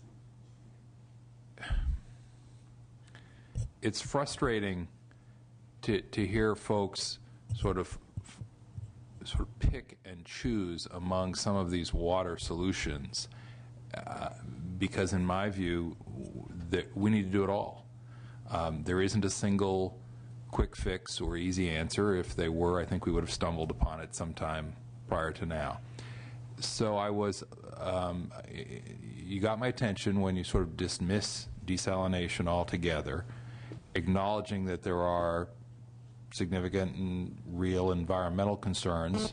Seems to me we've seen a lot of progress in the last several years, both in terms of technology and cost and attention to the collateral environmental issues that are significant. Are you dismissing desal as any part of the solution altogether? Oh, no, I would say that brackish groundwater could probably be cleaned up through desalination technologies and used as a water supply. And I would say the Sierra Club would frown less upon that, or actually maybe supportive of that, versus privatizing the ocean water that's for everyone and allowing a private company to build a desal plant and then make money off that. How about for backup purposes, for drought years? You know, I think there should be some sort of loading order that we have in law right now for energy, and maybe use that for water to say, hey, these agencies look at water conservation first, maybe expand water recycling, stormwater recapture, before they go on to these large-scale, heavy capital investments for their ratepayers. Thanks. Thank you, Madam Chair. Thank you, Mr. Chair. Thank you. Next. Barbara Berrigan-Perea from Restore the Delta. Thank you to both chairs and to everyone on the committee. Restore the Delta, in principle, supports AB 2. We believe, as the comments you just heard, that the bill could use further strengthening and better targets in the future. Thank you. Thank you. Steve Evans, Friends of the River. We think this bill is going in the right direction. I agree with Jim Metropolis of the Sierra Club. It does need to be strengthened. Friends of the River spent an awful lot of time working on the Sacramento Area Water Forum Agreement and implementation, as well as serving on the Urban Water Conservation Council. And frankly, folks, even urban water agencies that talk a lot about water conservation and water efficiency need to be pushed in the right direction, and this bill should be strengthened to do that. Also wanted to add that a previous speaker mentioned a community in Monterey, 70 gallons per person water use. That's great for California. In Australia, it's 39 gallons. They wash clothes, they grow outdoor landscaping, they grow food, they take showers. They're just a little bit more serious about this than we are here in California. And finally, in terms of the whole package, I would urge everyone in a role here, in a deciding role, that we slow down on this so we produce a good product and not try to mash us all together by an artificial September 11th deadline. Thank you. Thank you. I was distracted. Senator Cogdell was disparaging the hygiene of the Australian people. You're going to create an international incident, Mr. Cogdell. Right. Thank you, Les. And a lot of us Good afternoon, live in your chairs. district.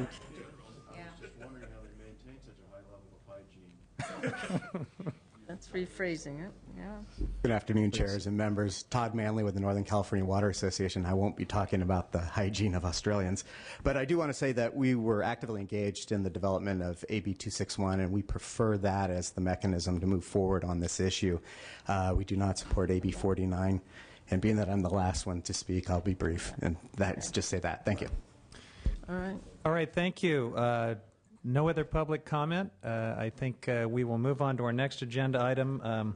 I think it's been interesting and helpful testimony. Just Mr. Fuhrer is gone, but speaking as one of the joint authors of AB 49, appreciate very much the feedback. We're going to keep working on this. And for those who have brought up elements of SB 261 that they think ought to continue to be part of the discussions, I want to express the commitment of both authors to make sure that dialogue continues, that it's a sincere one.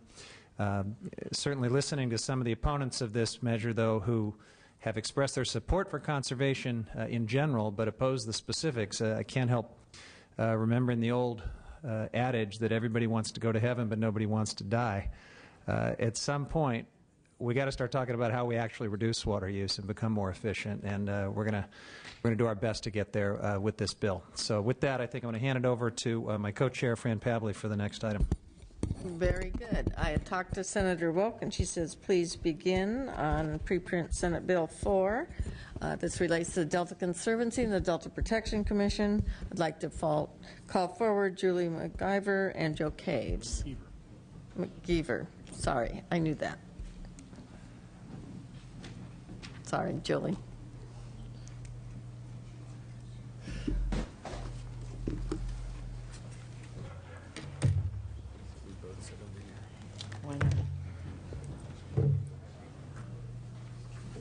Around the podium.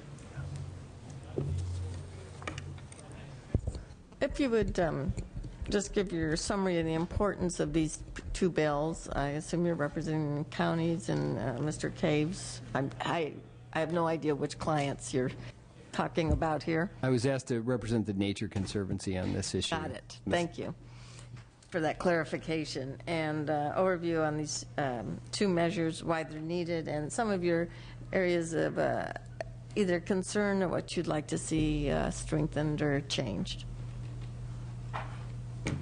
Yes. Good afternoon, Madam Chair, members of the committee. My name is Julia McKeever. I work with Yolo County, but I'm here speaking for all 5 counties, Delta counties, today.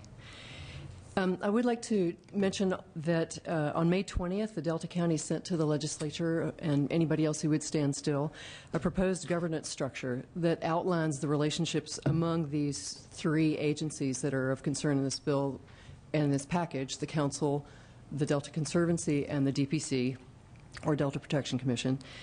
This proposal offered some pretty clear direction on the relationships between the 3 agencies, and so I would refer you to that as well. I'd like to also reiterate a point that was made, I think, pretty clear in the hearing on Tuesday. You heard repeatedly from both the water and the enviro communities how important it is to include the counties in solutions for the Delta. We were heartened that the significance of local involvement is being recognized, and we strongly encourage you to recognize that as well. I'd also like to call your attention to a sentence in the analysis that was done by ABLE committee staff.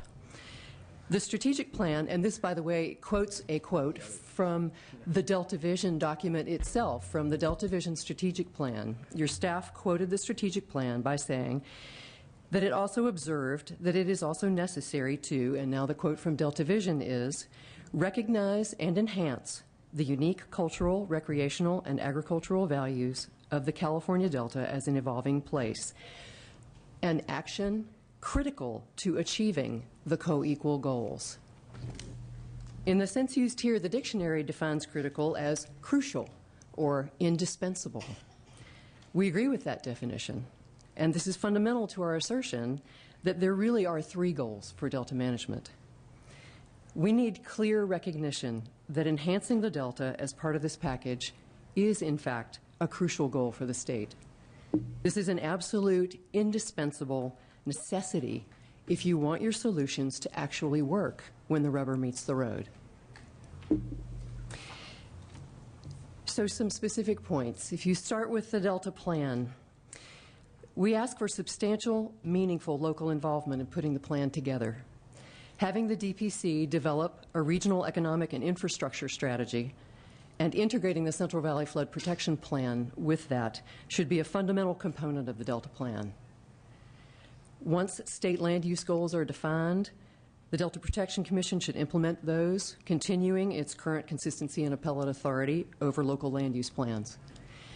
The Council would have the same authority to review the Commission's actions that it would have over other state agencies operating in the Delta. The Conservancy will be the primary implementing agency for habitat and local assistance projects. In addition to its habitat-related activities, the Conservancy's mission must include implementing projects that provide local economic benefits. Just, we're ignoring them. 3 minutes. That's 3 minutes. You know, if I did that, you'd throw me out. So, in addition to its habitat-related activities, the Conservancy's mission must include implementing projects that provide local economic benefits, such as increasing tourism and recreation, projects that will integrate land uses such as agriculture and habitat, and it must provide benefits to local jurisdictions, such as paying in lieu property taxes on lands that go into public ownership. We need to see two types of funding for these purposes explicitly provided, both for capital projects and for long-term investments in the sustainability of Delta communities. I'd also like to point out that the Delta is the last significant landscape in the state without a conservancy, and that, without exception, state conservancies depend heavily on local relationships. The counties understand that combining the missions of habitat and local assistance makes some folks nervous, but working with us will be your path to success for both kinds of projects. And these two things have got to be integrated in order for the solutions to work. And speaking of integration, and if you could sort of wrap up or highlight some things, and then some of us may ask you a question on some of those areas you didn't cover. The Council has to integrate sustaining the Delta communities, BDCP and the health of the estuary, flood management, water management, and utilities and infrastructure into a coherent overall management structure. Significant local representation on all three of these agencies is an important ingredient in achieving this, and I just want to make a couple of points, 4 points about that. For one thing, this pattern follows federal and state models for similar bodies governing areas like the Salton Sea, Lake Tahoe, and the Everglades. Locals can only be held accountable if they participate in creation and implementation of the Delta Plan. Locals can credibly explain and support the plan and its implementation to the public, but again, only if they are participants in all three agencies. And once again, I'd like to point out that you heard from the environmental and the water communities on Tuesday that this is a very significant component. To wrap up, we believe that residents of the Delta deserve the right to thrive like other residents of California. And we also think that framing choices in the Delta as water for residents in one area of California is worth disenfranchising or harming residents in another is not what you're looking for. We believe it's possible, and we would like the legislature to find a path where we all get better together, and we are willing to participate fully in finding that path. Thank you. Thank you. Appreciate that. Mr. Caves. Madam Chair, members, Joe Caves on behalf of the Nature Conservancy. Delta Vision called for a strong and effective conservancy, and they did so largely because of the current situation in the Delta. It is a patchwork of public and nonprofit managed areas for ecosystem restoration nestled in the midst of a largely agricultural area. As we move towards a more aggressive ecosystem restoration program, and that will be essential whether or not BDCP goes through or we're just trying to deal with the current set of permits for conveyance in the Delta, we need a more effective and coordinated effort that can make sure that we can plan for, implement, and manage lands purchased for ecosystem restoration. Now, that's the key challenge that we're facing with the Conservancy, and it is the reason I believe that you've seen probably the strongest support of all the measures that we've looked at in this Delta package for the creation of a Conservancy. But we do need to make sure that it is an effective entity, an effective agency that has staff and funding and an appropriate role. I would just mention Ms. McKeever also raised the issue of using the Conservancy as an instrument to address Delta sustainability issues, and we think that that is an appropriate additional use. We have a number of conservancies that have found that they are able to merge the missions of addressing local community needs with what is fundamentally an ecosystem restoration mission, and that can be done in a coordinated fashion, and it's useful to make sure that you identify that mission in a balanced way so that it has both. We think that can avoid some of the conflicts we're going to have in terms of mitigation and the impacts of mitigation on the Delta communities. The key issue from the environmental community's perspective on the Conservancy bill is the question of fee acquisition and the management of land. There is currently in Senator Woke's bill a prohibition on fee acquisition. This is obviously a sensitive issue in many regions, and it's an issue we have in almost every case where we are setting up a conservancy. I will tell you the long-term experience in this is that goes away over time, but it is an initial concern. But I think it is also true that if we don't figure out a way to make this conservancy an effective state institution to be able to acquire and manage land in a coordinated fashion, it has no useful purpose. And so that's going to be our challenge going forward, is can we find a formula where we can address local concerns about government ownership and management of land, but do it in a way where we can accomplish these very fundamental and overriding state objectives. One of the things we would suggest in terms of amendments here is to make it very clear that it's the intent that if BDCP goes forward, that the Conservancy be the prime institution to manage the ecosystem restoration, so that we do have a coordinated, state-controlled entity that can do that. But in order for that to be effective, we've got to deal with that management issue. One of the techniques that's been used in other areas of the state is to form a JPA with local entities to help manage. MRCA kind the MRCA is the correct example, Senator, from your own region, as well as Mr. Blumenfield's. In my notes that may help them. That JPA model does create a situation where you have a conservancy staff, but local participation, and it creates a relationship with the local government so that you can make sure that there is a sensitivity to the management of those lands to local needs and local interests. We do need to solve that issue, though, if this conservancy is going to be effective and to be able to justify the cost of creating this institution. Thank you, Mr. Caves. Questions from members? Mr. Simidian, you were moving your microphone around, and I didn't know if that was a signal that you were going to want to say something. It was not. Thank you. That clarified that. I appreciate that.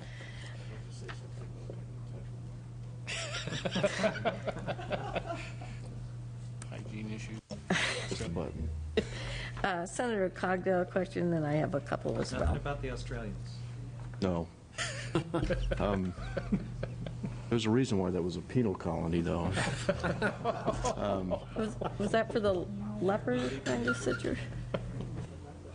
I had a question about the legacy community. Is there, do we have a list of these communities, or is there a... Senator Woke should know that. Okay. It's in the bill? Yes. In the bill? Preprint so we have 4. a list of them. Or they just was, I guess I'm wondering what the criteria is that's used to determine. Actually, the legacy communities were listed in the Delta Protection Act. And then I think we added some more. They're not in here. Yes. There are cities, there are unincorporated communities, and then there are legacy towns. And the legacy town definition truly came from the Delta Protection Act. Dennis, isn't that correct? Indeed. Yeah. Okay. I had a question on the Delta Protection Commission wins the designation of the Delta as a natural heritage area. How will involving the National Park Service enhance the Delta's restoration development? That was a suggestion, I believe, that came out of the Delta Vision Group, and there is a group, I believe, at the University of the Pacific that's actually working on this. Barbara Matthews is involved, trying to look at what that means. A pretty broad group. What does it mean? what benefits does it bring? The idea, I believe, that Delta Vision put forward is that the Delta as a place needs some kind of, not brand, but identity. And they looked at a number of different things, and I believe the heritage area was the one that they centered on. The Delta Protection Commission will be looking at other possibilities as well. There are lots of things. Yeah. I was just kind of concerned as to whether or not the involvement of the feds in another capacity would be a help or a hindrance to the process at the end of the day. Those are some of the very questions that people in the local community are asking. What are the benefits? What are the costs? And I think the benefit of the National Heritage Area was that the autonomy was pretty great, and there were benefits to be had, and still the local control and local benefits were local prerogatives were maintained. But as I said, there's a group at the University of the Pacific that has been. There's Mr. Zuckerman. Are you a part of that? You should be if you're not. Good. And Assemblymember Matthews is involved in that as well. I haven't attended a meeting yet, but they're starting to look at that. Thank you. Does that help? Assemblymember Blumenthal, did you have a question? Just a quick comment, since you mentioned the MRCA, which I happen to have been a staff member of the Mountains Recreation Conservation Authority, and it fits in with your question about the National Park Service, because the National Park Service was part of that JPA, and there's a lot of benefits to having them involved as a partner, because you can leverage federal dollars with state dollars, and you can often acquire lands that you might not otherwise be able to do and to acquire. So it's, in my view, it's nothing but a good thing, and I'm a big fan of the whole conservancy process, as Joe, you know firsthand, having worked well together before. Mr. Berryhill? Quick question on that. But before, sorry. Go ahead, Senator Cogdell, and then we'll go to. I'm just sure on the issue matter. that was brought up about the prohibition against the ownership or the acquisition of fee title and land. Does that make this proposed conservancy unique among conservancies in the state of California, or do we have others that have that same prohibition?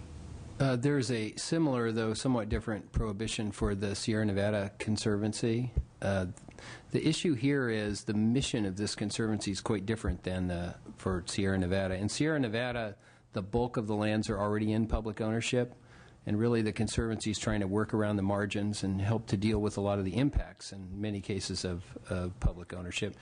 Here, I think we need a Conservancy in order to have a coordinated management of an ecosystem restoration program that will either be the requirement for the permits to manage conveyance in the Delta as part of a new BDCP process, or if that doesn't go through, we're going to still be looking at ecosystem restoration that will be necessary to improve the condition of the endangered species that right now are the principal constraints on the use of the conveyance in the existing Delta situation. And if we're going to make progress, if we're going to restore the Delta, if we're going to start bringing it back from its current situation, we're going to have to invest in that, and we need a coordinated state manager of that effort.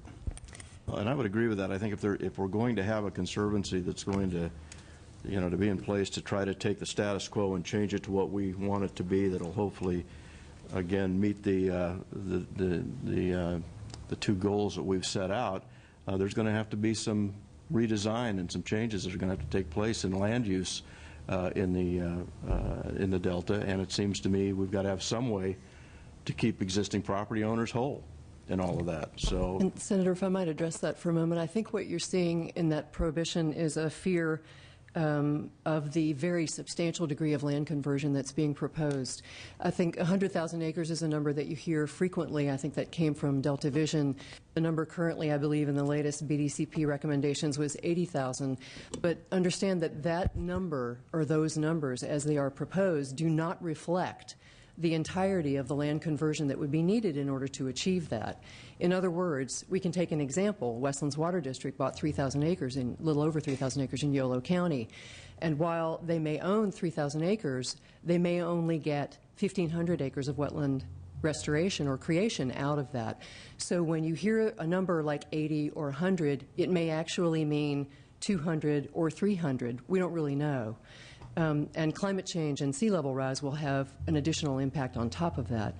And one of the things that is missing, I think, from the discussion so far are any kind of assurances for landowners, either the landowners whose land would become public or the neighboring landowners. And one of our concerns, of course, is that taking this volume of property off the public tax rolls is going to hit local governments in a place in their general fund where, you know, we're more than sharing your pain in this regard, and we can ill afford that kind of loss. And secondly, when you put this kind of habitat in a place where it is not now, you create good neighbor issues with the neighboring lands, particularly with agriculture, and that's one of the reasons that I used that example. Because you're talking about an agricultural area in the Delta and habitat, and they can be good neighbors and they can be integrated, but it takes a particular effort to make that happen. Yolo County has, along with, I believe, Solano County, we have collaborated on putting together a long list of good neighbor assurances that we've shared with BDCP and the water agencies and the environmental community that we think would be useful, and by and large they've been met with a good reception. But at this stage of the game, you don't see any assurance of that in the legislative package.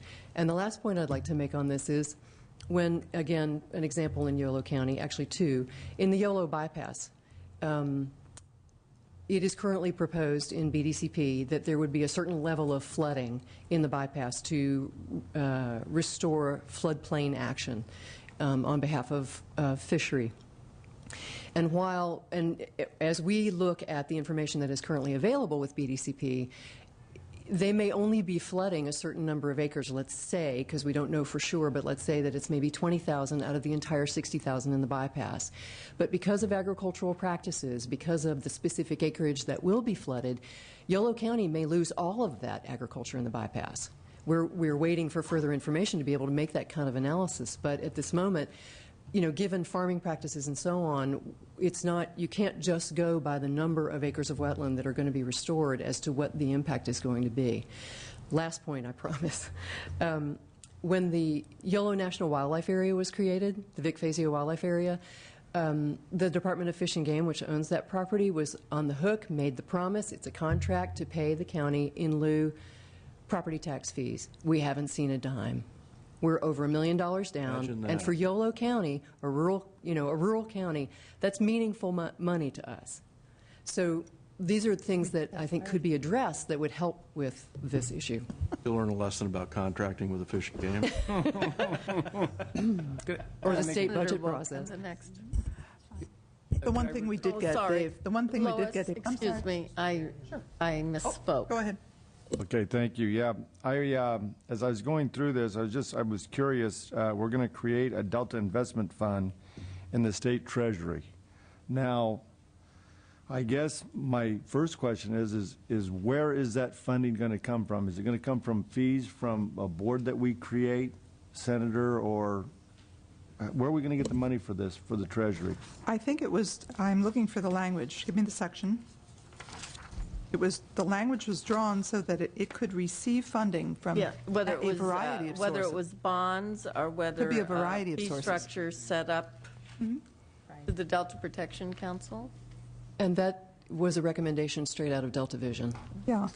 Because I think, as you know, we have plenty of concerns about the makeup of any given board that may or may not be started here throughout this process. We've got plenty of concerns about the ability for them to fee at will, and if they can, what are they going to fee, and all those concerns that we during the water meetings we certainly articulated. And so as we move forward, we'll watch that very closely. Okay, thank you. Now, finally, Senator Woke. Just very briefly, I wanted to respond to Dave's question about the fee interest in land. The way the counties have approached this, and this is largely their language, they're interested in the entire package. And their position on the council's relationship to the Delta Protection Commission, the Conservancy, the ability to get funding for all of those, to have representation on all of those. I think there is nothing to prevent, once the Conservancy is set up, from their coming back to the legislature and adding the ability to hold fee interest in land, assuming they're comfortable with who's in charge or what role they have. And when it comes to the actual buying and selling of easements and land, if the local governments aren't comfortable with that and the landowners don't have confidence in the people there, it will not work. So they're, I think, they're very reasonable in what they requested. On this one, they felt strongly that, well, we ought to see what kind of assurances and what kind of role that we have in the package as a whole. So that helps. Ms. Yamada.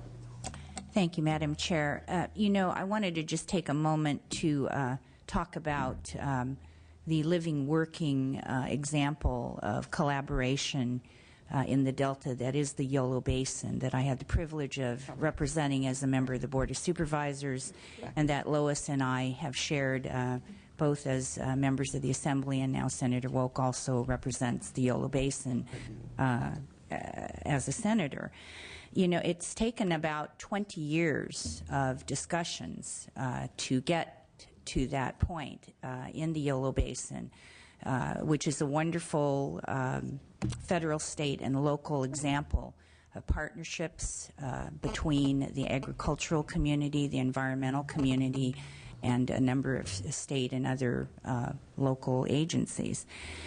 What BDCP represents, I think, in that context, and what we are doing here as a joint legislative panel examining all of this is, it's a real top-down approach to what has been a very successful local effort. And I don't think I've ever heard the counties say that they were not willing to be a part of the solution to the Delta.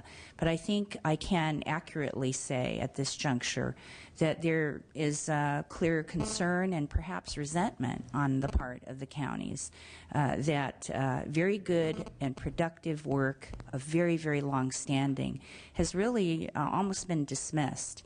And I think I probably am the one member of this joint committee that can say with, pretty clear moral standing that because I have not been included in the precursor discussions to this point, I can share that sense of resentment, perhaps, and that, I continue to be willing to work with all the parties involved in putting this legislative package forward today and possibly in the future if we don't make that September 11th deadline.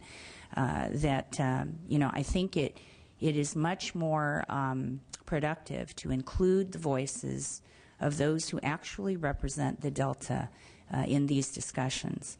Otherwise, everything that we have done for the past almost, 3 days now in all of these hearings is really not going to be that saleable to the people that I represent. And so I'm hopeful that we will, get to that point, that enough discussion and trust and collaboration, are developed so that we can actually get to this next stage. Again, I don't think anything coming from the counties or the local residents or the Delta residents have been, have been in the direction that we're not willing to be part of the solution. But unless we include the local voices, this top-down approach is just not going to be saleable. So I just wanted to make that statement at this juncture, and I want to thank certainly Joe and Julia. Joe, with the hat that you have on today, is maybe a little bit different from the local voice that you were also a part of. But the very good work that the Delta counties, and certainly through Senator Woke's leadership, have been trying to, even the playing field just a bit. I just want to thank Senator Woke for that leadership. But there are additional voices, I think, that need to be heard and need to be heard in a measured fashion. Otherwise, everything that we've done to date, I think, is really much more just an exercise. And if the real decisions are going to be made by interests outside the Delta, then I think we should be very clear about that and be honest about it. That's what transparency really is. So that's just my statement at this juncture. And Senator Woke, just very the briefly, author of the bill. Yes, one of the funny anecdotes that happened that kind of illustrates why the local counties are concerned about their role in this process is when the BDCP process was going on, in which they're not involved, and the initial maps were put out of the habitat. Julia's smiling. Some of the habitat was drawn right over Kip Lipper's house. And there were other problems with the maps as well. He's often been referred to as wildlife, Ms. Wilk. So. That's right. I think and it the was Ola Basin issue. intentional. So. Well, in this you case, gotta it's been a have, fish. if no other place, the Conservancy, you gotta have the locals doing your work for you. And with that, Mr. Caves wanted to add one comment on that, and Senator Wilkley just said before you spoke, there's some minor things I was going to talk to you about on the makeup of the Conservancy Board. Just I had questions that I wanted to hear, but we can do that separately because it's not particularly germane to this bigger discussion. Mr. Caves, you were...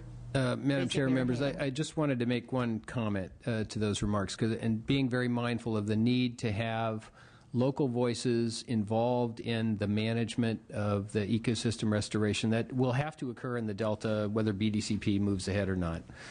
The example which Julia used a few minutes ago, which is one of the ones that I think has caused a lot of concern in the Delta, was Westlands coming in and buying a 3,000-acre farm.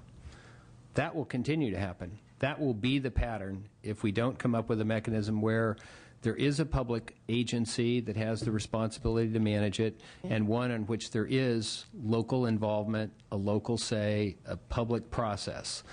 That's the reality and the struggle that we're all facing now. Is right now we have a patchwork of Department of Fish and Game, DWR, Westlands, Metropolitan, a whole variety of agencies, each of whom have some reason to need to engage in ecosystem restoration to meet permit requirements, doing it on their own, not necessarily in a coordinated fashion, not necessarily in a fashion where they make sure that the flood control and the habitat and endangered species issues of neighbors are taken into consideration, which a conservancy with a substantial membership by local counties could do.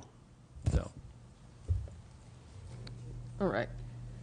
And this will be it, Mr. Cocktail. Just to follow up on what you said about the patchwork and all the different ownership interests out there, do you envision at some point, following up on what Senator Wolk said about the future plans for this conservancy, a situation where all those different state agencies that own land within the Delta would deed that land to the conservancy, so we would have one body in place to deal with public-owned land?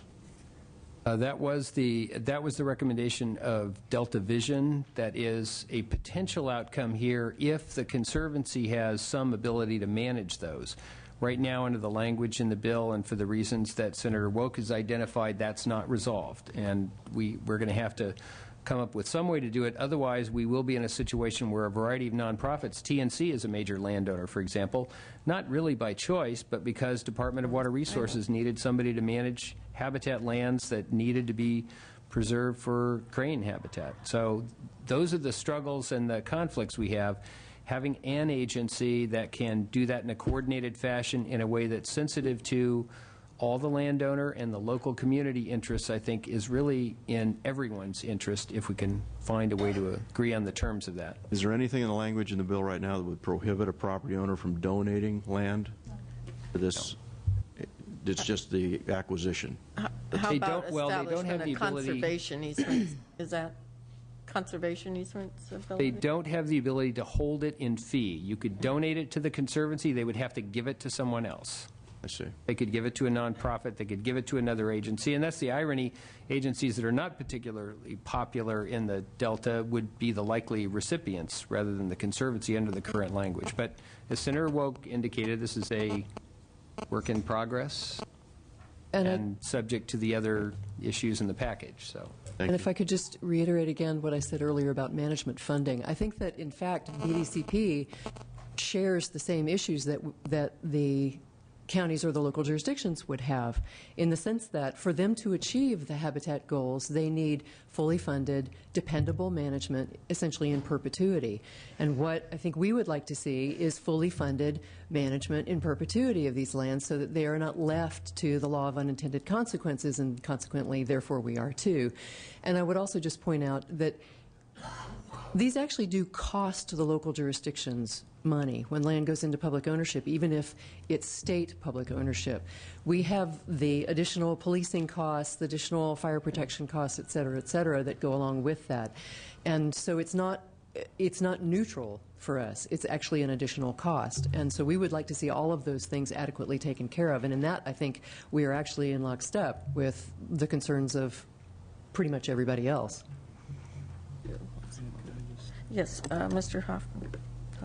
I want to thank all the witnesses and the author on this one. You know, I think there's probably no place in California that has more land in public ownership than Marin County, which I represent. If you go out to the Point Reyes National Seashore, you see an awful lot of land with various types of conservation easements and the Marin Agricultural Land Trust.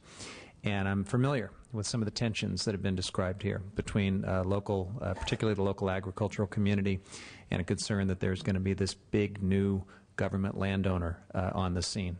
But I also know that it can work, because I know that in Marin County we've built a trusted partnership from those tensions, and we've been able to make it work for both agriculture and for the protection of an amazingly important part of our coast. So it's kind of in that spirit that I'm going to support this and urge the parties to keep working out their differences. You don't solve it by neutering the Conservancy. I think you got to trust that a properly configured Conservancy with the right powers can be a good, constructive neighbor. I think we've shown that that can work, and I'm confident it can work in the Delta. All righty. And with that, I notice we have a lineup beginning, and we'll go ahead and start on this topic. I want to thank the two panelists for their comments, and let's go ahead and hear from Mr. Zuckerman. Thank you. My name is Tom Zuckerman. I represent the Central Delta Water Agency. I want to start my comments, as I did the other day, complimenting our senator and our assembly personnel who are I hope you're listening to what they're saying, because their heart is in the right place and they've got a head on their shoulders on this issue. We're not writing on a blank slate here. We have, unfortunately, a lot of bad experiences in the Delta with the attempts by the public to come in and acquire property, and the problem is that the management typically isn't there, and the outcomes are not good. And you have to go into this process with the idea that you're going to be guided by outcomes, not by contributions. Too often, whoever the proponent of something is puts up some money, and the state goes out or gets conservancies to acquire property, and then it sits there and it really doesn't. It gets off the tax rolls, and it doesn't serve the purpose that it was originally intended to do. And so I commend the authors for having a strong management role envisioned with this Conservancy, and being sensitive to the issues that Ms. McKeever talked about with the loss of local tax revenues, which can be a real problem, particularly for some of the smaller districts. We need to keep working on this, obviously, but this is really an essential part not of future necessarily big projects in the Delta, but of current issues that we are dealing with on a day-to-day basis. Thank you very much. Thank you. Madam Chair, Mr. Chairman, Bob Reeb on behalf of the Central Valley Flood Control Association. I want to say, give my appreciation. Wow, Alf, that was cold. That doesn't mean you can go over. Actually, I want to state my appreciation of the committees this week. Because of the 2-minute rule, I've learned a second language, bullet point. I want to express on behalf of the association our appreciation for Senator Wolk's efforts on this conservancy part of the bill. The association opposed prior efforts to establish this conservancy, and she's listened to us. She's modeled this after the Sierra Nevada Conservancy, which is a bipartisan, local, really active effort to create that, and we see a lot of that process in this bill. So the association is in a position where, aside from the Delta Protection or Stewardship Council and how the puzzle pieces fit together, with respect to the conservancy itself, we're pretty close to be able to support that part of the bill. There's a couple of key things, though, that remain lacking. We believe that the the Central Valley Flood Protection Board needs to be a non-voting ex officio member. When you read the bill, it's clear that the Conservancy Strategic Plan has to be consistent with the Central Valley Flood Protection Plan, which is under a work in progress right now. It is, as you know, my association represents the reclamation districts that provide the flood control, and that Flood Protection Board voice will be very important in this conservancy.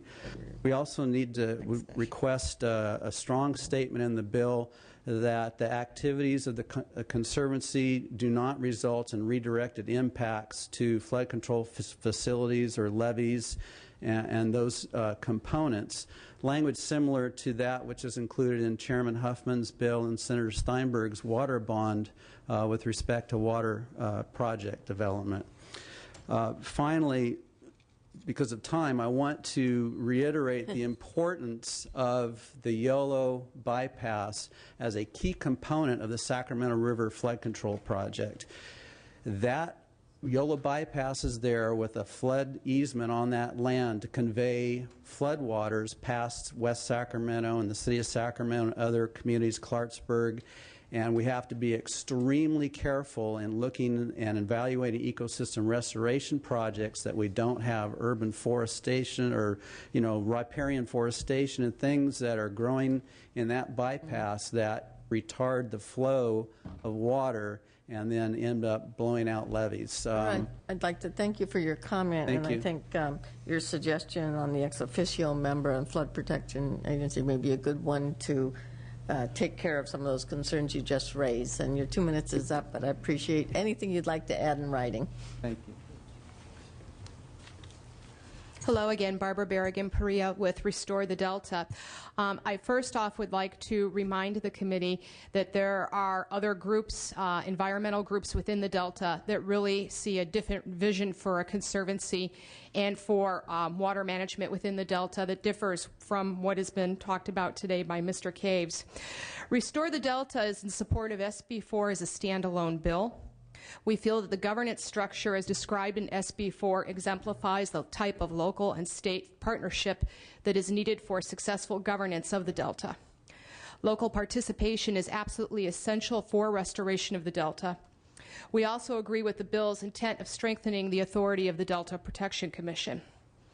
We agree at this time on the prohibition on land acquisition, specifically because our concerns are not with the bill itself, but with what exists in SB1, AB1, and the newly proposed water bond. SB4 requires the Conservancy to adopt a strategic plan consistent with the Delta plan set forth in AB1. We maintain that AB1 and SB1 as written will not resolve the water quality and quantity problems for restoring the Delta ecosystem. We believe that these other bills do not complement what could be achieved through this potentially effective conservancy and strengthened Delta Protection Commission. In addition, we also believe that a conservancy is only as effective as the funding it receives. While SB4 creates the Delta Investment Fund in the State Treasury, in our rushed analysis of the water bond yesterday, we did not see adequate funding for the Delta Investment Fund. We want to also stress that a conservancy will provide funding for other Delta restoration programs. So in order for SB4 to succeed, we believe that the other bills in this package need to be reworked, and we believe there needs to be further development in areas in terms of water quality and quantity restoration for the Delta. Thank you. For your comments, Mr. Geyer. Come on forward.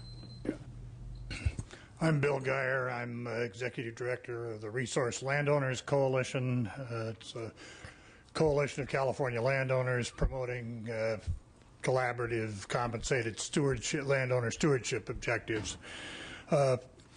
Personally, I was involved in the writing of California's first conservancy bill, Coastal Conservancy, and for 15 years I did a lot of projects with landowners with the Coastal Conservancy, and found it, at least myself and my clients, a resounding success.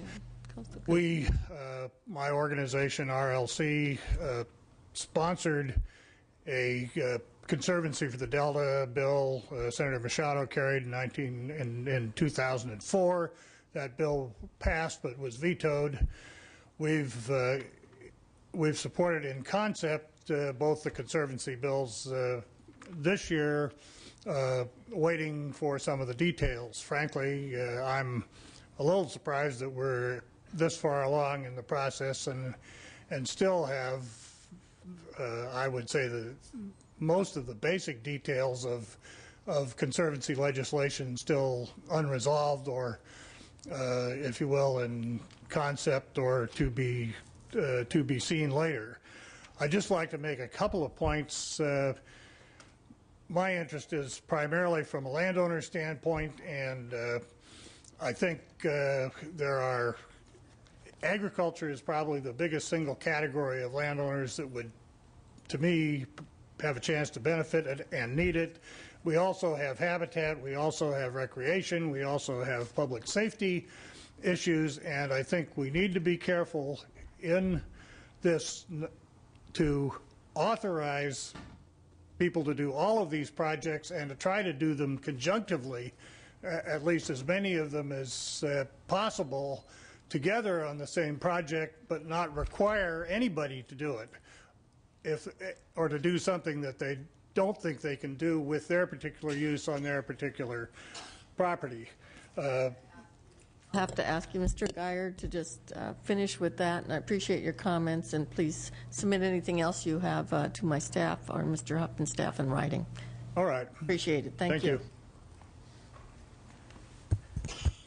Madam Chair, member, my name is John Gamper. I'm with the California Farm Bureau Federation. I would like to start my testimony with a couple of brief reminders. The first is the difference between a dog and a lobbyist. A dog stops whining once you let him in. My favorite joke. The other is, as a reminder, Farm Bureau was very active in the creation of the Delta Protection Commission, the Johnston Act. I could call it the Johnston-Eisenberg, Boatwright, Andal-Baker Act, but you guys probably don't remember some of those folks. But we think part of the reason why the Delta Protection Commission has been successful was because of the involvement of the county farm bureaus and the county governments, along with Nature Conservancy and the Audubon. We haven't been able to engage this time around because it's been such a moving target. It's been such a work in progress. It's been such a hide-the-ball process. And when it's coyly said maybe there'll be fees, we know there are going to be fees, and that's our major concern about this bill. The fiscal consequences. The state is broke. It's teetering on bankruptcy. You're still issuing IOUs. You got multi-billion-dollar, double-digit deficits in the out years. It's going to be some hellacious fees involved in this package, and we're very concerned about that.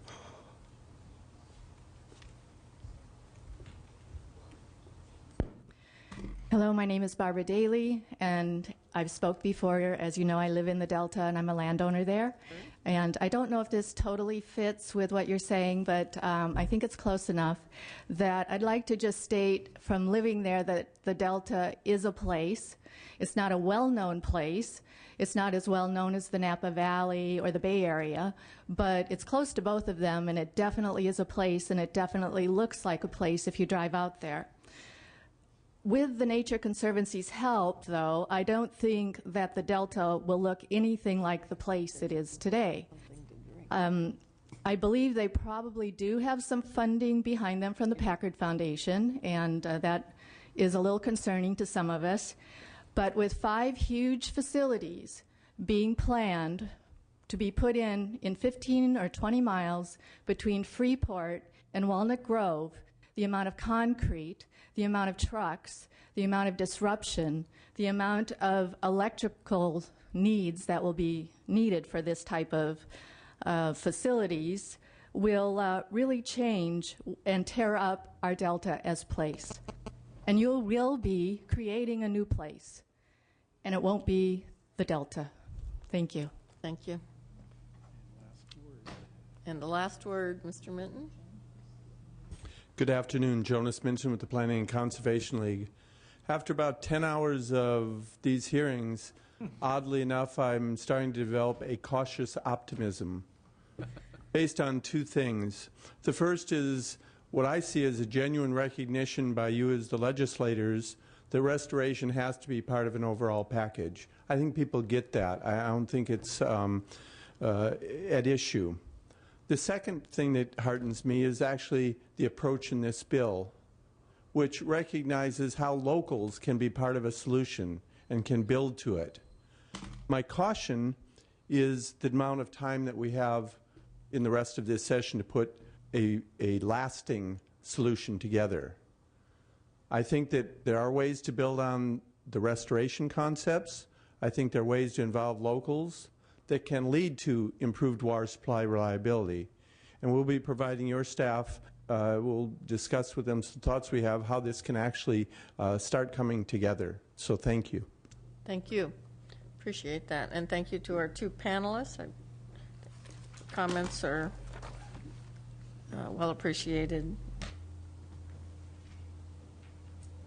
And now back to Assemblymember Huffman for our last bill.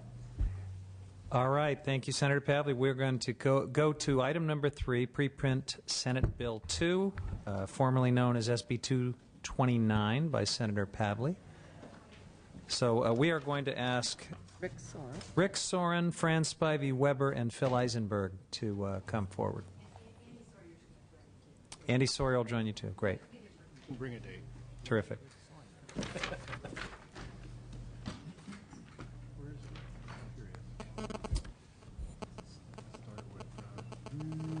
He gets to pick. Fran, do you want to start? Okay. Thank you very much. My name is Fran Spivey Weber.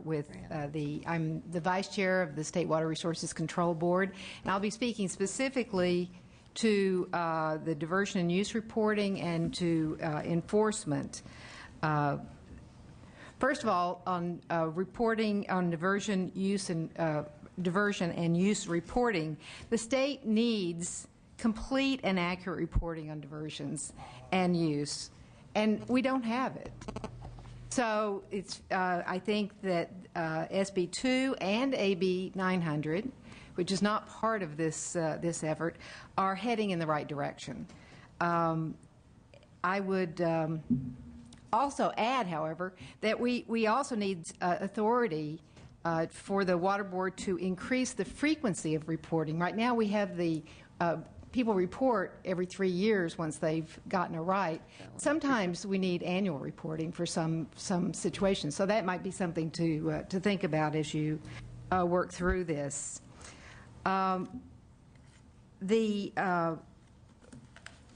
We also need to be able to use enforcement authority to mandate that diversion and use reporting be done. If it's not done, there are some penalties associated with that.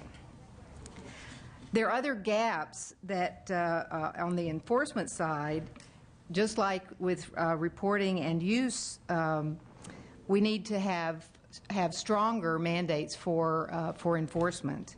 And among the serious gaps that we have, there are no penalties, again, for not reporting what you're using or what you're monitoring. There are no penalties for violating conservation requirements unless you're diverting illegally. So we need to fill those gaps. We also need to make sure that all types of violations are covered. Right now, not all are covered, and by filling some of these gaps, we will fill in those types. We also need penalties to be high enough that they actually are a deterrent. now sometimes it can take many years to actually do a cease and desist order for an illegal diversion, and then the penalty is quite small if you're diverting a lot of water. And finally, there should be a difference between the size violations. Right now, we have the authority to, in some cases, to penalize someone, but not to make a differentiation between a large violation and a small one. Everybody is more or less the same. So there are changes that can be made that I think will be helpful. Thank you very much. Mr. Soren, did you want to go next? I'm here to answer questions. I'm sorry. So you're here for questions, Mr. Sawyer? Correct. Great. And Mr. Soren from DWR, we'll hear from you. Yes. Again, for the record, my name is Rick Soren. I'm Assistant Deputy Director at the California Department of Water Resources. I'm going to limit my comments today just on the groundwater monitoring portion of the bill. Clearly, California has a single hydrologic system encompassing both surface water and groundwater, and we need to recognize that and manage our water resources accordingly. The California Water Plan certainly recognizes this. We have a single water plan. We don't have the groundwater water plan and the surface water plan. But in the context of that water plan, when we try and track our water supply and our water use, we have a big question mark in our water plan. We know that there is groundwater overdraft in California, and we don't know how much it is. We don't know how bad it is. We think it's between 1 and 2 million acre-feet per year, but we don't have sufficient monitoring in place. We don't have the information so that we know that number so that we can manage our resources accordingly. Consequently, we commend Senator Pavley for her effort to include stronger groundwater monitoring in this bill. That said, we do have some technical and fiscal concerns with the bill related to things like groundwater elevation as the appropriate measure of an aquifer's health or condition. And the bill as written would place overwhelming costs on DWR, even beyond those that could be recovered in a fee. And frankly, our water management funds are dwindling until we have another water bond in place that would help us along. So we would be happy to work with you on some of these details. We think they are certainly resolvable. Yep. Thank you. We look forward to that exact conversation. All right. Mr. Eisenberg, welcome back. Well, thank you, Mr. Chairman. And I think I'm happy to be called up to add comments on this. Supply demand. It was in your Delta Vision report. Sure, it's in the Delta Vision, but you know, you're tired of hearing from me, and I don't want to wear out my welcome. No, not so. Yeah. But this bill is really in fundamental answer to the question of supply and demand. You can't make intelligent decisions about much of anything. Forget water, anything, if you don't have basic facts and information on supply and demand. Most of us realize that. The implications, however, of asking and getting answers on those questions are highly controversial. We've mentioned, and I think given out to the committee before, the delicious little 4-page document the Water Board gave to us when we said, tell us what you know about water rights in California. And, you know, thematically, many of you have referred to it, the notion that we've got an oversubscribed system where you've got, in the Delta watershed, you know, water rights that in sum total exceed by 8.4 times the average annual flow and exceed by 3 times the highest recorded flow in history. Okay. But the Water Board little report also said a bunch of other things. Said that's not all that's out there. There are pre-1914 water use activities and riparian rights and so on that, you know, we don't know much, if anything, about. And that's kind of, we think, on top of all the water rights you know about. 68% of the water right holders who get permits from the board have not bothered to file the report they are required by law to file. Now, everybody deplores that, but of course, you understand the legislature and governors have been historically reluctant to put any teeth behind the laws requiring the reports because people don't like it. Well, and it's not unlike the discussion you just went through on water conservation. Everybody's in love with water conservation, but, you know, what, when, how does it affect me? Should there be penalties for complying or not complying? When we took a look at this, we said, you know, really what's happening now and what you're starting to see are the tensions between existing patterns of water use in California and people who are understanding the supply isn't growing and, gosh, there are more people and businesses coming into the state. And so one of the things that's most interesting, the Water Board said, look, we think there are 1,600 unreported pre-1914 diversions in the Delta that we don't know anything about. And 9 months ago, most of the water contractors for the State Water Project filed a complaint letter with the State Water Board saying, you should investigate those pesky in-Delta water users who are clearly in violation. Well, you know, that got my friend Tom Zuckerman and even more so Dante Domolini, who was here 2 days ago, just outraged, and there are all kinds of other lawsuits. The tensions and patterns you're starting to see are inevitable, and the longer we hide the ball on facts, the worse it's going to be. It really is, as has been the case in adjudicated groundwater basins, it's a similar kind of argument, in those areas of the state where essentially unhappy water users have sued the hell out of each other, exhausted their patience and their money, and finally in desperation said, let's get an adjudicated, court-ordered, court-administered, or water master-controlled system for the portions of the state that are there. Those happen pretty quickly, too, right? Pardon? Those happen really quickly, right? When your great-great-grandfather... Yeah, well, the answer is no. There's a nice little water board chart that shows the small areas of the state with adjudicated basins. I think it was updated in 2002 because there's not much action in that regard. You know, everybody wants an issue resolved, but nobody wants it resolved against their desired outcome. And the problem with this whole situation is that the legislature is going to wind up either, I believe, strengthening slightly the hand. I know, Ms. Pavley, that you might like to call this bill an earth-shaking revolutionary change, and in the water world, it often is. It's hard to argue that putting teeth behind a long-standing law on reporting meets that. And so we were just convinced that you cannot intelligently get the results you want, whether it's facilities improvements for water export, whether it's Delta ecosystem protection, or any of the other things, unless you also bite some additional bullets. This just happens to be one. And the tragedy, of course, is these things which sound in detail kind of boring are really important in implementation. And the problem you've got in California is, of course, everybody gets a piece of the action in terms of government agencies, and everybody is responsible for solving the problems. We recommended strongly, give the Water Board more money, give them staff. You know, they've said that before. I understand why it doesn't happen. I was here when it didn't happen for 14 years.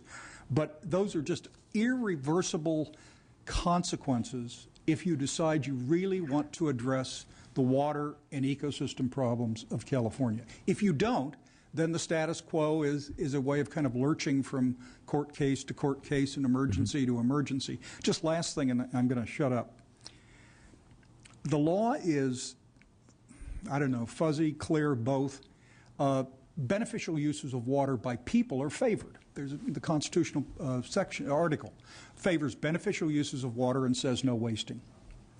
The Water Board finds himself in a process, all this contained within this little 4-page summary. They've approved permits for agricultural use of water when they know at the time it was improved the availability of water percent, the reliability, was less than 50%. That's a startling declaration. I don't know whether it was a right decision or a wrong decision. But it is a startling declaration about a whole bunch of things. And you know, this all gets tossed in your lap because you folks have to make sense out of 158 years of intense and very, very bitter squabbling about water, which is only getting worse. There is a very large amount of water in the state of California available to be used. If properly managed, if properly configured, if properly maintained and supervised, we're going to be able to get California through the next 50, 60, 70, 80, 100 years without massive turmoil. But until we address the complex array of issues, the task force tried to do it, it's hard to figure out how you're going to see anything other than continuing abuses, failures, court interventions. So this is a very important piece of the 7 goals that we recommended, the notion of water conservation, water system efficiency, of which rational actions on water rights and rational actions on underground reporting and disclosure are essential. So, thank you. We will bring it back to questions and comments of the committee. I'd like to get us started with this one for any of the witnesses who'd like to speak to it. So we often hear that the fight over water in California is over dams. It often gets dumbed down to that. And by my estimate, if you take the leading new surface storage proposals and assume that they happen, you maybe got 500,000 acre-feet of annual yield, something in that area. Talk to me about the 2 key issues here, the groundwater piece and the illegal diversions. How much water is at stake in those 2 pillars of Senator Pavley's bill, just by way of comparing and maybe adding a little context to what the debate over California perhaps really might be? They're jumping forward. Andy. No, I don't know the number. I assume Andy might, so on illegal diversions. Obviously, if people have no penalty for not reporting the illegal diverters, or Andy Sawyer, Assistant Chief Counsel of California State Water Resources Control Board, we don't have good estimates of the amount of water illegally diverted, in part because there is no penalty for failure to report, and so the illegal diverters are not reporting. They actually would if there was a penalty. We'd get a lot of reporting on that. We do know it's a large number. Most of the applications we now get are for people who are illegally diverting already and then seeking an application, a permit.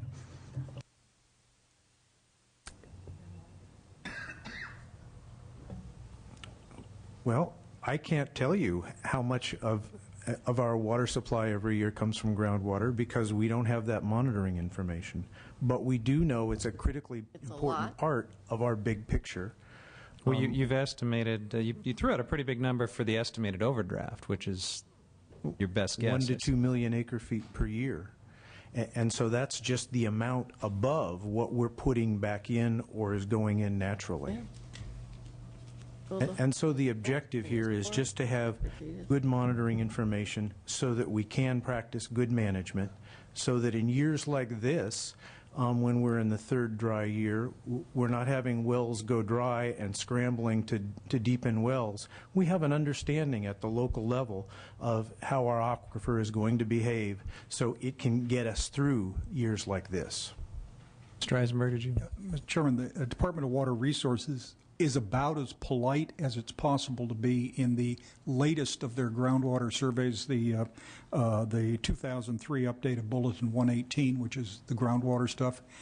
And I think your bill requires it be periodically updated. But they estimate in a regular water year, not a wet year, not a dry year, just a regular water year, about 30% of the water supply in the entire state of California comes from various underground sources. That is a guess. Your estimated range of accuracy is somewhere between 0 and 100, but it's the best information we have. And in some regions, the guess is it's as high as 60%. Well, you can't manage a system if your range of accuracy is so wide, but the potential for great benefit to society and disaster in the absence of groundwater is there. And then last fact I want to point out, you've seen the recent newspaper stories, which should be discounted, I concede, that the State Water Project canal may be suffering the effects of subsidence. resulting from underground water Overdraft. withdrawals. Right. I mean, it's inevitable. It happens. Long Beach has them from the oil withdrawals, and, you know, it's around. Well, wait till we get faced with a big bill, and then we have to answer the questions that way. You know. Right. Well, thank you. And again, my point is not that the surface storage supply potential is not an important part of the debate, but that sometimes in some of these uncelebrated parts of the water debate, there's an awful lot of water at issue, and it's not often appreciated. Can I say something you won't like? I think the potential immediate use of water is not just from groundwater reporting. I'm in favor of groundwater reporting, but the hardest thing to do is change human behavior. You can pass all the laws you want. People are going to do pretty much what they do as long as they can do it. I think actually the facilities questions, the protecting the existing water conveyance system, expanding existing storage facilities, painful as that is and expensive, and studying the options that are out there on new storage, you've got to do that stuff early. It's not. It is not something that can be, you know, discounted easily. Much like conservation, you can get some results rapidly, but not a lot of results rapidly. Over time, yes. Immediately, no. That's I forget who said it. It was Mr. Smithian said it, and I agree with him. That's why for the future, as you're planning, you really are required to do a bunch of all of the things, not just pick and choose among the ones that are most favored. All right. Mr. Cogdell. Thank you very much. I had a couple of questions. Going back to the pre-1914 rights that you talked about that we don't evidently have a handle on, I'm just wondering from a legal standpoint what your opinion is relating to the validity of those rights if they have not been used. Does the state have any kind of grounds to go in and through some kind of action say, because others obviously have been using the water that you haven't used for so long, and I don't know if there's a statute of limitations on that or whatever, that your right is no longer valid? Is there anything in the law like that? I mean, like if I purported to say anything as a lawyer in answer to that question, my law school classmates and friend, Mr. Nomalini and Mr. Zuckerman, would kill me. All I know is they've spent their careers dealing with this, as have about 10 other people in this room. And the minute all of those lawyers would come talk to our task force, all I can tell you is it was lost in 55 court decisions. The end conclusion I drew is there's always somebody who will argue every side of every issue, and there's nothing as tough as talking about water rights, whatever they are and whatever they mean. Andy Sawyer, Assistant Chief Counsel. Certainly that's correct, that every legal issue in water rights is disputed, but it is generally recognized that all appropriative water rights, including pre-1914 appropriative water rights, are lost for non-use. And certainly in the context of a statutory adjudication, the State Water Sources Control Board, which is responsible in a statutory adjudication, a stream system adjudication, for determining all the water rights, can and will determine whether rights have been lost for non-use. There is a dispute as to whether the Water Board can adjudicate the loss for non-use of a pre-1914 water right in circumstances where there is not an illegal diversion involved. If there's an illegal diversion because a right was lost 100 years ago and now somebody wants to try to resurrect it and use it again, that's an illegal diversion. We can and have brought actions for unauthorized diversions in those circumstances. How is non-use defined? Is it for a period of time? The basic rule is 5 years, but there are circumstances where the water's not available. You're not penalized for not using water when it's not available, so it can be more than 5 years. You know, and I know there's an issue with this when we talk about the number of rights that are out there and the amount of water that's been allocated and all of this. The reality is, I would guess when you look at this from the standpoint of the market, it's taken all that into consideration. We all know that there are rights that are worth a lot of money, and we know that there are rights that really aren't worth the paper that they're written on, because the market understands how those priorities work and who's going to get the water and when they're going to get it and who has the higher priority in all of those things. So I think it's a problem that we have all of this allocation, but I think in reality the market has probably dealt with most of that in many cases. One other question I had as it relates to infrastructure and some of the comments that have been made about surface water storage, and that is I want to talk about the relationship of surface water to groundwater and how those facilities, that infrastructure in place, especially during wet years, can be utilized to do a better job of recharging the aquifer rather than, you know, the old analogy that we've all talked about where you throw a bucket of water, you know, against a sheet of metal and it's going to run down and go away quickly, whereas if it's perforated, you're going to catch a lot of that water. And my point being, if you can use the dams to regulate the water down onto basins to allow it to percolate into the groundwater, isn't there a great benefit there from the surface water facility, the dam and the canals that would be constructed as part of that improved infrastructure? I think I'll let others comment on this as well, but yes, in terms of having a place to put excess water when you have extreme flood events is important. You can do several different things. I'm from Southern California, and in Southern California, the Water Replenishment District uses rubber dams and sets them up for when there is a large flood event, and then percolates that collection over some time. So there are a number of options that, and the thing that you have to be cognizant of is, particularly under climate change conditions, of making sure that you're going to be investing your resources in a place where they're actually going to be able to serve the need. Again, I think it's more important as it relates to infrastructure because of the point you just made, where historically we had the Sierras as a natural reservoir. It's set up there as snow and ice, and it gradually came down during the summer months in a very regulated way. It doesn't do that now. It's not going to do it in the future, we're told. We're going to get more rain.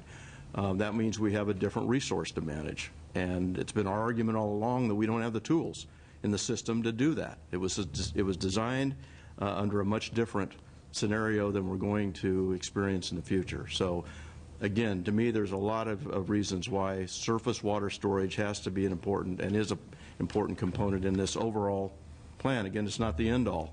None of these things are. But it does have to be there as part of the process, in my opinion. All right. Other questions or comments? Mr. Rambule, I think, had one. Yeah. Thank you. I see a benefit in taking inventory of our resources and also measuring what is going on in terms of pumping and water levels, and certainly there's value in enforcing whatever we have on the books. I'm wondering what your opinions are on whether we should monitor groundwater quality as well as quantity. There is monitoring of groundwater quality now. The regional boards. And because we have basin plans, all the regions that cover the entire state have basin plans, and groundwater quality measures are part of those basin plans. And so so there are measurements of groundwater quality now. Now, could it be enhanced? Of course, and certainly could there be a better network for monitoring? Yes, of course, but there is that capacity now. Just so I understand your end, you're, I think, clarifying what was my understanding as well, that the regional boards have authority over the quality of the groundwater. They can do things to protect the quality, but they have no authority and can do nothing to address overdraft or the management of the quantity of the groundwater. Is that correct? I wasn't going to answer your question. I was going to make another point about groundwater quality. Andy, so yes, it is correct. There are some narrow exceptions where the State Water Resources Control Board has some authority over groundwater quantity, but it's very narrow. Thanks. Monitoring groundwater quality is an important part of a good, complete groundwater management plan. Earlier, we heard a representative from the Sierra Club say that he might be able to support brackish groundwater desalination.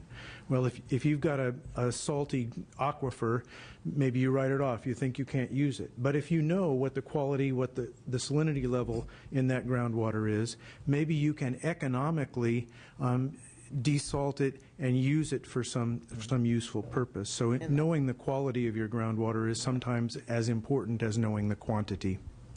Well, and this bill by Senator Pavley looks not only at monitoring but also enforcement.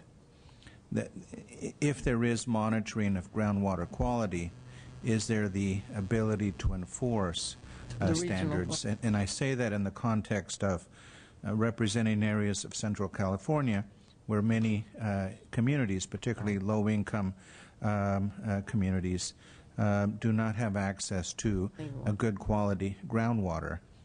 And there seems to be an issue of sufficient resources to do not only the monitoring but the compliance and the enforcement. So can you fill in the other half of the question? If we're doing the monitoring, are we doing the enforcing? Yes. Are we doing enough? Do we have the resources to do as much as needs to be done? No. But there is a tremendous amount of it. I think if you talk to any water purveyor or wastewater treatment plant or agricultural institution or farm manager, they know that they are being monitored for for their water quality, for what they're doing to the water quality that they release their water to, whether it be groundwater or surface water. So we do have the authority on the water quality side. We just don't have it on the water rights side. I would just beg to differ, at least with the part of California that I represent. Oh, I agree that you've got big problems in many areas where the water quality is not high. In those cases, there are needs for better programs, more cooperation, but authority is not the. I don't think that's the issue. I think it's mostly resources to actually achieve what the authority gives us. Okay, and I would just point out that there is an obvious interplay between the pumping and the quality, because in many cases overdrafting is causing plumes of contamination to travel faster than they would otherwise. And in the city that I live in, quite a high percentage of the city pumps have had to be shut down because of contamination. Yeah. Other questions or comments by committee members? One Senator quick Pavley. question on either DeFrance, Bybee, Weber, or Andy Sawyer. Would it be helpful at all if the board had the authority to initiate stream adjudication? We heard some of the problems of people wait around because they don't want the answers, and it takes, well, you said your grandfather's generation to get something resolved. Is that something that the board would find helpful?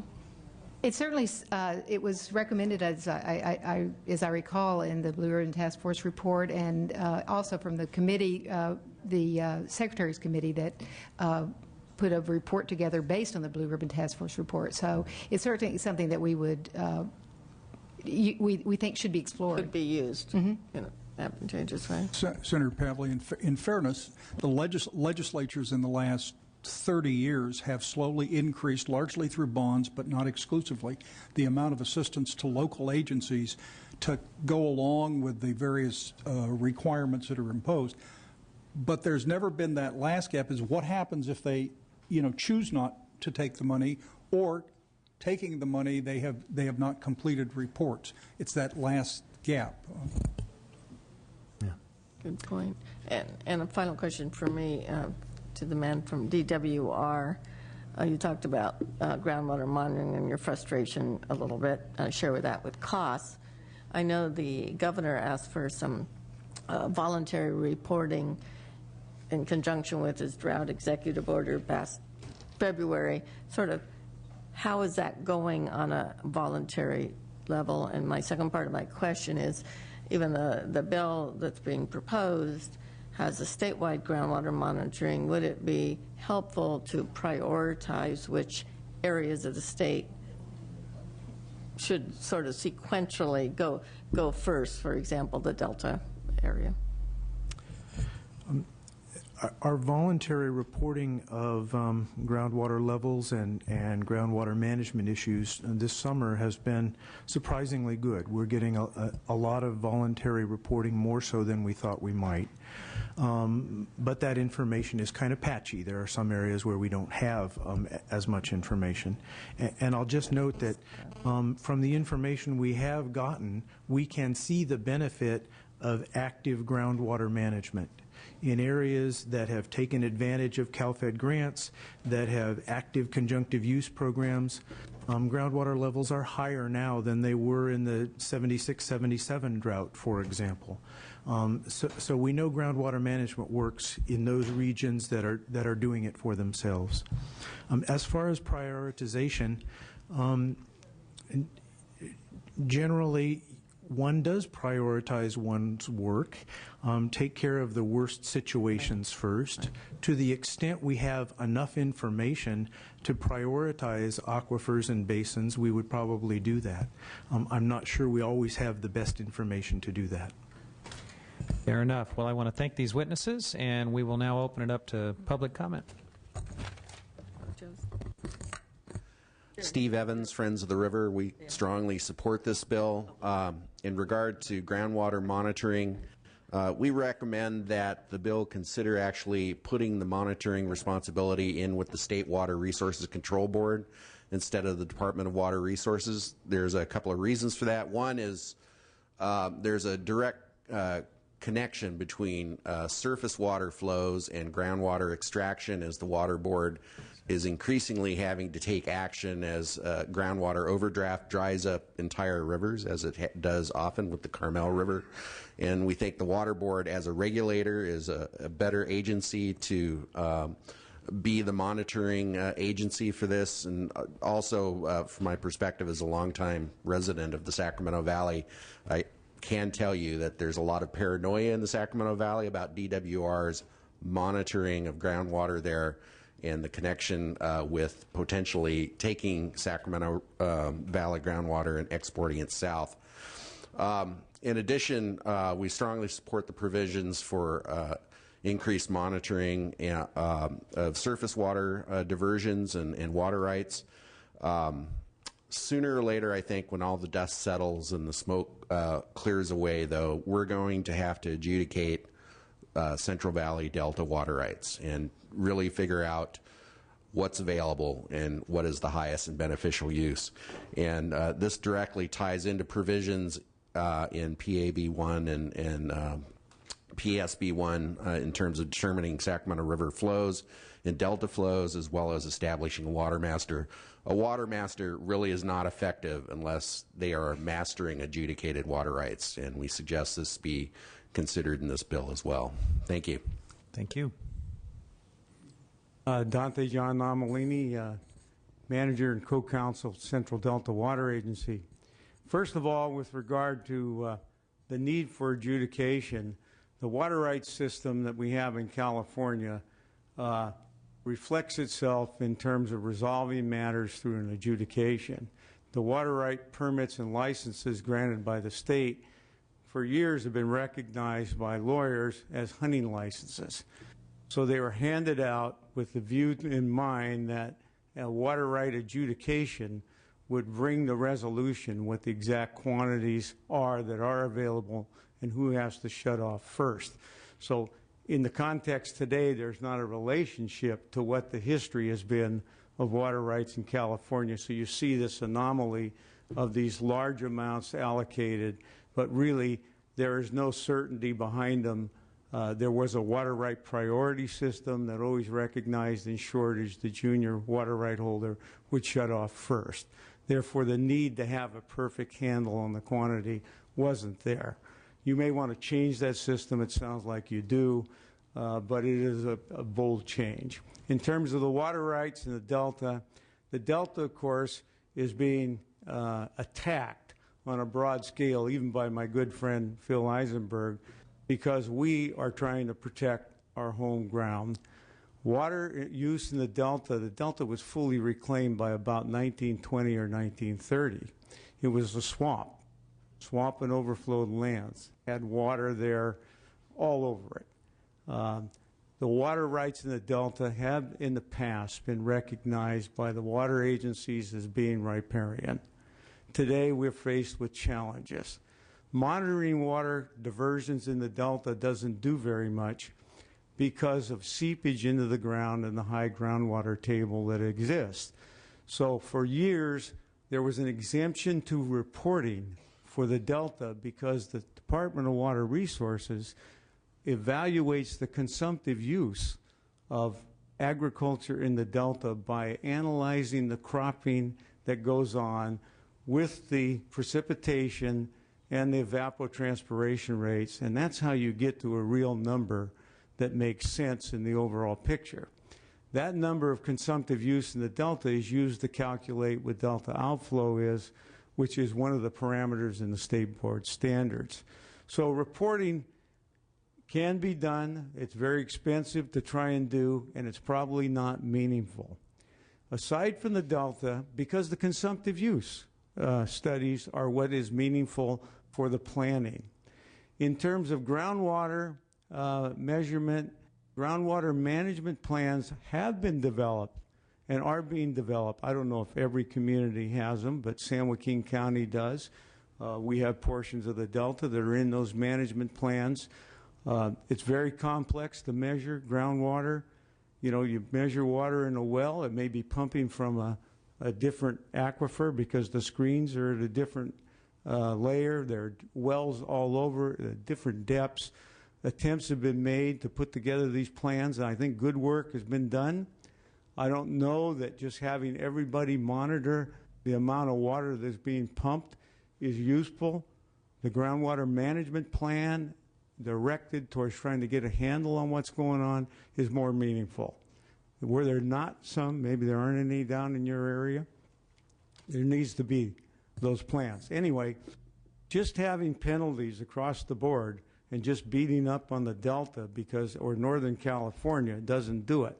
The biggest violators in the system have been the state and federal water projects, and the State Water Resources Control Board has no willingness because of the relationship and the conflict that exists in the state management with the Department of Water Resources being the project operator. They do not have the capability or the willingness to enforce against the project. So penalizing us, there should be a penalty that also affects all those who take advantage of state water project water or federal project water that is illegally diverted, and we need some independence to get their enforcement in the picture as well. Thank you. Thank you, Mr. Nomalini. Thank you, Mr. Chairman. John Herrick, South Delta Water Agency. I represent those in-Delta farmers who everybody here casually refers to as illegal diverters. I'm very disappointed that in having a panel like this, someone from my area was not asked to be on that.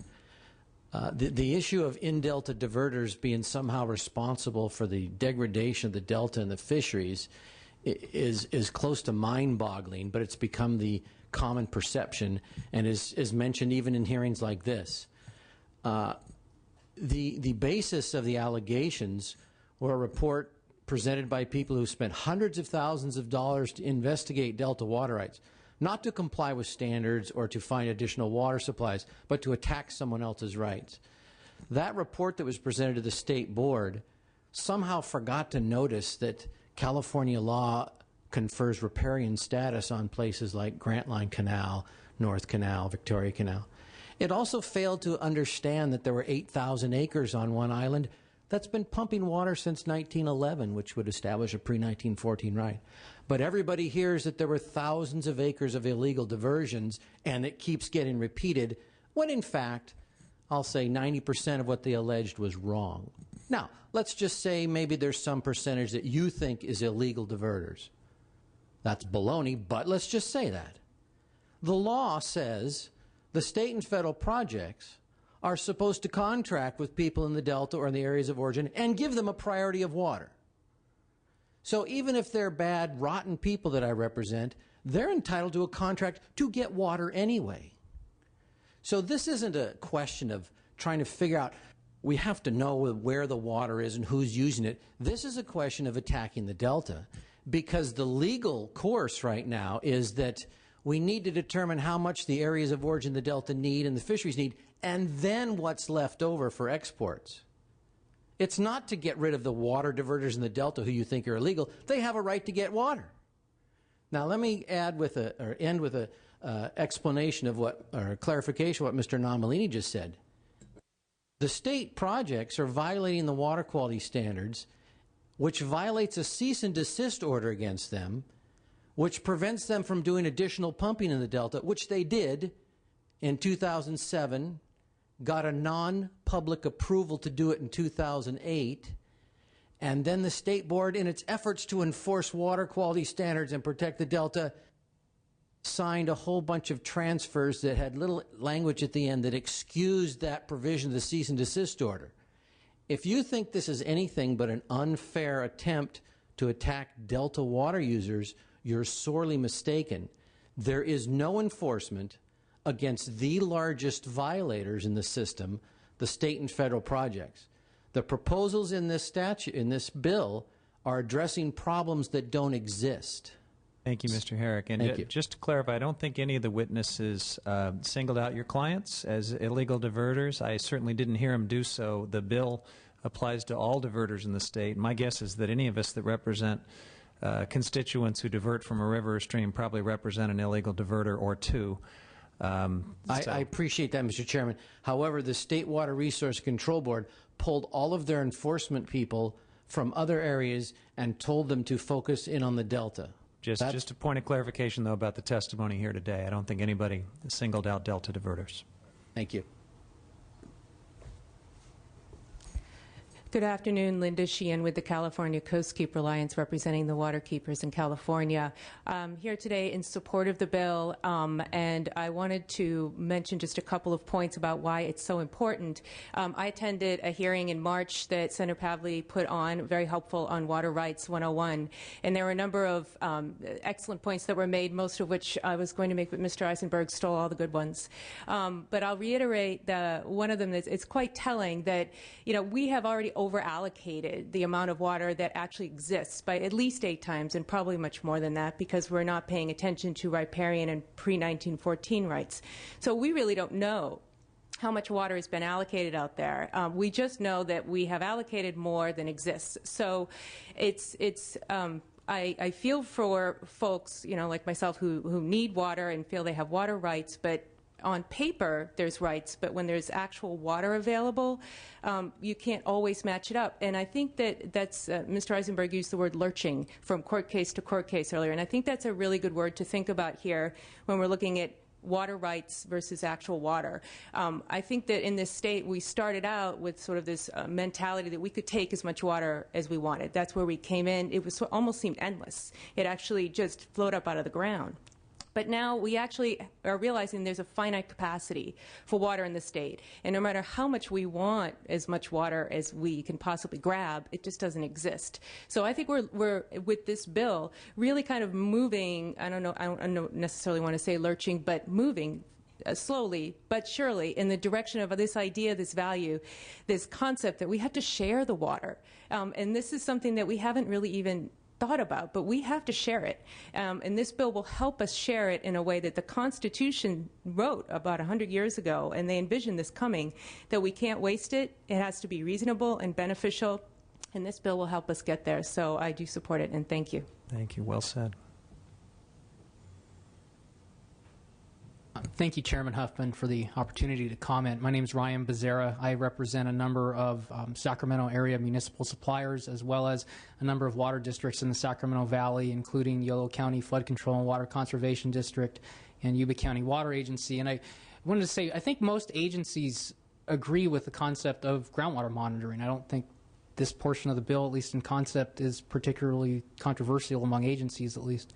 The part of the bill I'd like to focus on is the interim relief portions, which haven't been discussed much, and those are troubling in that it's projected as something to enforce standards, but when you look at the list of standards in Section 1110A, it's things like enforcing the public trust, enforcing Article 10, Section 2, enforcing water quality objectives, which are really sources for day-long arguments as opposed to, let's say, speed limits or something that you can enforce pretty clearly. It doesn't strike me as something that you should do on very short notice.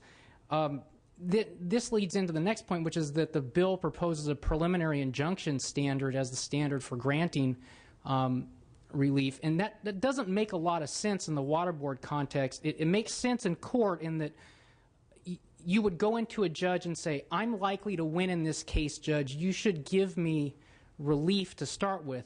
In this case, the water board would issue a complaint. The water board would decide if the water board is likely to succeed, and then the water board would make a final decision. And so you have, it's a different context, and so the concept may not translate particularly well between contexts. You then get to the point that interim relief has no sunset in the bill, so it could continue for a very long time. And in particular, the bill has provisions in, I believe it's 1111A3 and A5, where the water user would be required to prepare potentially an EIR in order to get a hearing on permanent relief. It could take you a very long time to get out of the interim relief stage. So it seems to me you want some sort of fairly narrow sunset on any interim relief, and then interim relief should really be targeted towards blunt violations of rules. So water right permits and that sort of thing. One final comment is, as I've participated in a couple of groundwater adjudications, the one that's been most successful... You're a young man, though. I mean, how is that possible? A good judge, but a good judge in the cases. But one of them has been ongoing for 12 years. It's just now at the Court of Appeal, and that's one in which we negotiated a settlement with 90% of the parties. And a proceeding of that scope takes so many resources and generates so much conflict that it's hard to see how having more stream adjudications is likely to do everyone much good in the surface water context. Thanks. Thank you. Appreciate your comments. Members of the committee, Kathy Mannion, Regional Council of Rural Counties. I am not an attorney, so our comments will be more general. I won't mention the interim relief. That is also a concern of our organization, in particular relating to the due process. Another issue of concern is the forfeiture of water rights. We do not think that a water right holder should lose their water right through inadvertent failure to file a form with the State Water Resources Control Board. On the public trust, this is more of a question. The bill adds applying and enforcing the public trust doctrine as one of those activities that should be paid for by fees. And I would question whether it should be paid by the state, as that is a state responsibility. On the water rights adjudication, the bill allows the water board to initiate a water rights adjudication. These are extremely expensive and take a lot of time. And currently, you can have a water right holder who is impacted, petition the board to do that. But if there is no water right holder that's being impacted that has requested the board to take this action, that is of concern.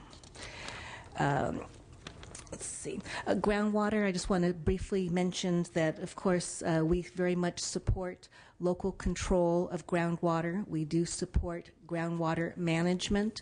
I guess it all comes down to resources. And basically, the legislature has to determine, its priorities. You have now currently a monitoring well system that, as I understand, is not funded as it should be. I think the state needs to look at using the existing system that we have, maybe expanding it where it's needed before you look to, start this whole new process and place fees at the local level on the groundwater users. So it's kind of like, do it in steps, and when you get to the point where you need to move forward, then, look at what needs to be done. Thank you. Thank you. Chair Huffman, the two remaining members of your committee, and the staff that can't escape, thank you for this opportunity. I wanted to say that you're probably tired of hearing from me, but I'm afraid I wouldn't get the same "oh no" that you gave Would the you Honorable like me to Mr. say, oh, Eisenberg. no? Would you like me? So we won't go. We're not tired at all. We won't go there. I'm not going to stand here and say that we shouldn't understand and manage our groundwater and surface water. That is key, and that is very important. Any more than I would suggest that my wife and I don't communicate on who's writing checks out of our household checking account and understand what we're doing. But I believe in doing it in a meaningful way, a way that the state agencies can actually use that data and use it in a real way to manage our resources. I think we can do a much better job, or to use a previous Bill's word, we can do a more efficient job at the state at managing the data that's there that does tell us quite a bit more than we know, including the assertions that we're taking 8 times the available water that's there. Those are figures and statements that are made, I think, by people that understand what we're really taking out a little bit better. We can do a better job, though. I would suggest also that the appeal that's pending in the state Supreme Court needs to get moving and get going before we can move forward too far with something like this. You're talking about the fees? Yes. Yeah. And on that note, especially since Andy's still sitting over here, I want to repeat what his boss, Charlie Hoppin, said on Tuesday. I'm not a lawyer. I'm just a farmer in a suit up here, and I'm actually wearing a tie. Charlie was not last Tuesday. So I don't want to get too far into that. And then lastly, in closing, may I suggest that we tune up the system, not do a major overhaul that would completely put generations after generations of investment into the state's economy, into infrastructure that we currently have on its here. And I believe that groundwater should be managed. Farm Bureau strongly believes groundwater should be managed at the local level. And if we can find ways to help facilitate that, that would be our recommendation. Thank you. Thank you. I like your analogy about the husband and wife writing checks out of the same account without talking to each other. I'm hoping she didn't hear that. My wife doesn't let me write checks out of that account. But yeah, you're lucky, Danny. Melinda Terry, North Delta Water Agency, and it was mentioned on Tuesday by Senator Woke that in 1980, when the legislature passed Delta legislation, that part of it was having contracts with some of the local water agencies, and North Delta is one of the 2 Delta agencies that did in fact sign contracts in 1981. And so I'm going to read parts of our contract, which says, the state recognizes the right of water users of the agency to divert from the Delta channels for reasonable and beneficial uses for agricultural, municipal, and industrial purposes on lands within the agency, and said diversions and uses shall not be disturbed or challenged by the state so long as this contract is in full force and effect, and the state shall furnish such water as may be required within the agency to the extent not otherwise available under the water rights of water users. We have been making payments on this contract, is the other part to mention. Our landowners are assessed on their property tax bill, and we forward that payment to the state, and we have continued to do that. So we hope that the state will continue to honor these commitments, because it is a contract and we are making payments. I will also mention on the issue of beneficial use that it says the agency, the state agrees to defend affirmatively as reasonable and beneficial the use of water required to provide and sustain the qualities established in this contract. The state agrees that such use should be examined only after determination by a court of competent jurisdiction that all uses of water exported from the Delta by the state and by the United States for agriculture, municipal, and industrial purposes are reasonable and beneficial, and that irrigation practices, conservation efforts, and groundwater management within areas are served by such exported water should be examined in particular. So I hope the rest of the state is not wasting their water, because you shouldn't be throwing stones if you live in glass houses. Thank you. Good afternoon. Jonas Minton with Planning and Conservation League. On the issue of groundwater measurement, without measurement you can't have management. That's not just for things like developing a plan, like the State Water Plan, plus or minus 2 million acre feet. It's a plan, who cares? There are some real-world implications. Here are just two of them. The first is what happened with the drought water bank last year, or this year. Real stuff, right? DWR wanted to get 600,000 acre feet, most of that from the Sac Valley. They were not able to achieve even a tenth of that. Why? A major reason was a lack of groundwater information for the Sacramento Valley Basin. So not having that was one of the reasons that people in the Central Valley and Southern California could not get transferred water. The second reason goes to one of Senator Cogdill's points. If you're thinking about doing additional conjunctive use, using stored water from reservoirs and putting it underground, you're going to have to know what are the characteristics of that groundwater basin in terms of quantity and quality. And in too many places that's missing. So for the objectives that Senator Cogdill is seeking, it is a prerequisite. Thank you. Thank you. Good afternoon, Debbie Davis, Environmental Justice Coalition for Water. And we are very happy to see this bill being considered. We think it's actually the single most important piece of moving forward in an efficient way to manage California's water statewide. We also, I'd also like to thank Assemblymember Arambula for mentioning groundwater quality, because we think that's also a core component that's not currently in the bill, but is a necessary component if we're really looking to manage, because groundwater supply and groundwater quality are two sides of the same coin. If we know how much is there, that's useful information, but if it's contaminated, that water is not of the same value or not available for the same uses as it would be if it were high quality water. And so without the quality information, we're only halfway there, and we really urge consideration of including quality in the bill. But otherwise, we think it's an excellent piece of this package. Thank you. Thank you. Jim Metropolis for the Sierra Club. We're very supportive of a lot of the provisions in the bill. We very much feel that you need to give increased authority to the State Water Resources Control Board to go after illegal diverters. It's really something important to do, and you really need to empower the agencies, and don't just give them more statutory under the law, but make sure you're able to fund them so they can hire people to actually enforce the law that's out there. On the groundwater monitoring provisions, it's hard to believe that about 4 years ago, this legislature was able to pass Senate Bill 820 by Senator Sheila Kuehl. It required groundwater monitoring authority. It gave authority to the Department of Water Resources to levy fees to implement those plans, and it passed out of this House with Republican votes. Amazing. And now, year after year, because of the governor, we have not been able. He vetoed 820. He vetoed SB 1640. He vetoed SB 178. So sadly, we kind of recognize this might be the little bit that we can get with groundwater monitoring, and there's a lot more that we need to do in the future. Thank you. Thank you. Dave Nesmith, Environmental Water Caucus. We support the groundwater management part of this bill. It's an extremely important bill. Dennis O'Connor knows better than anybody up there how hard this is to do, and as far as we can go on this, as fast as we can go, it's extremely important for California to be able to measure and monitor, and hopefully in someday in the not too distant future manage our groundwater resources, which are an integral part to this state's economy and ecology. Thank you.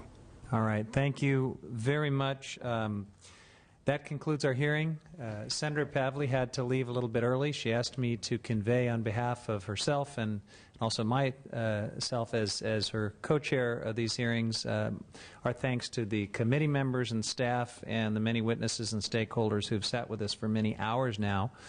My guess is we got a few more hours ahead of us still on these issues, but I want to thank everybody for the very constructive spirit and good tone of mutual respect that I think has been the case for almost all this discussion, and we'll continue it. Thanks very much.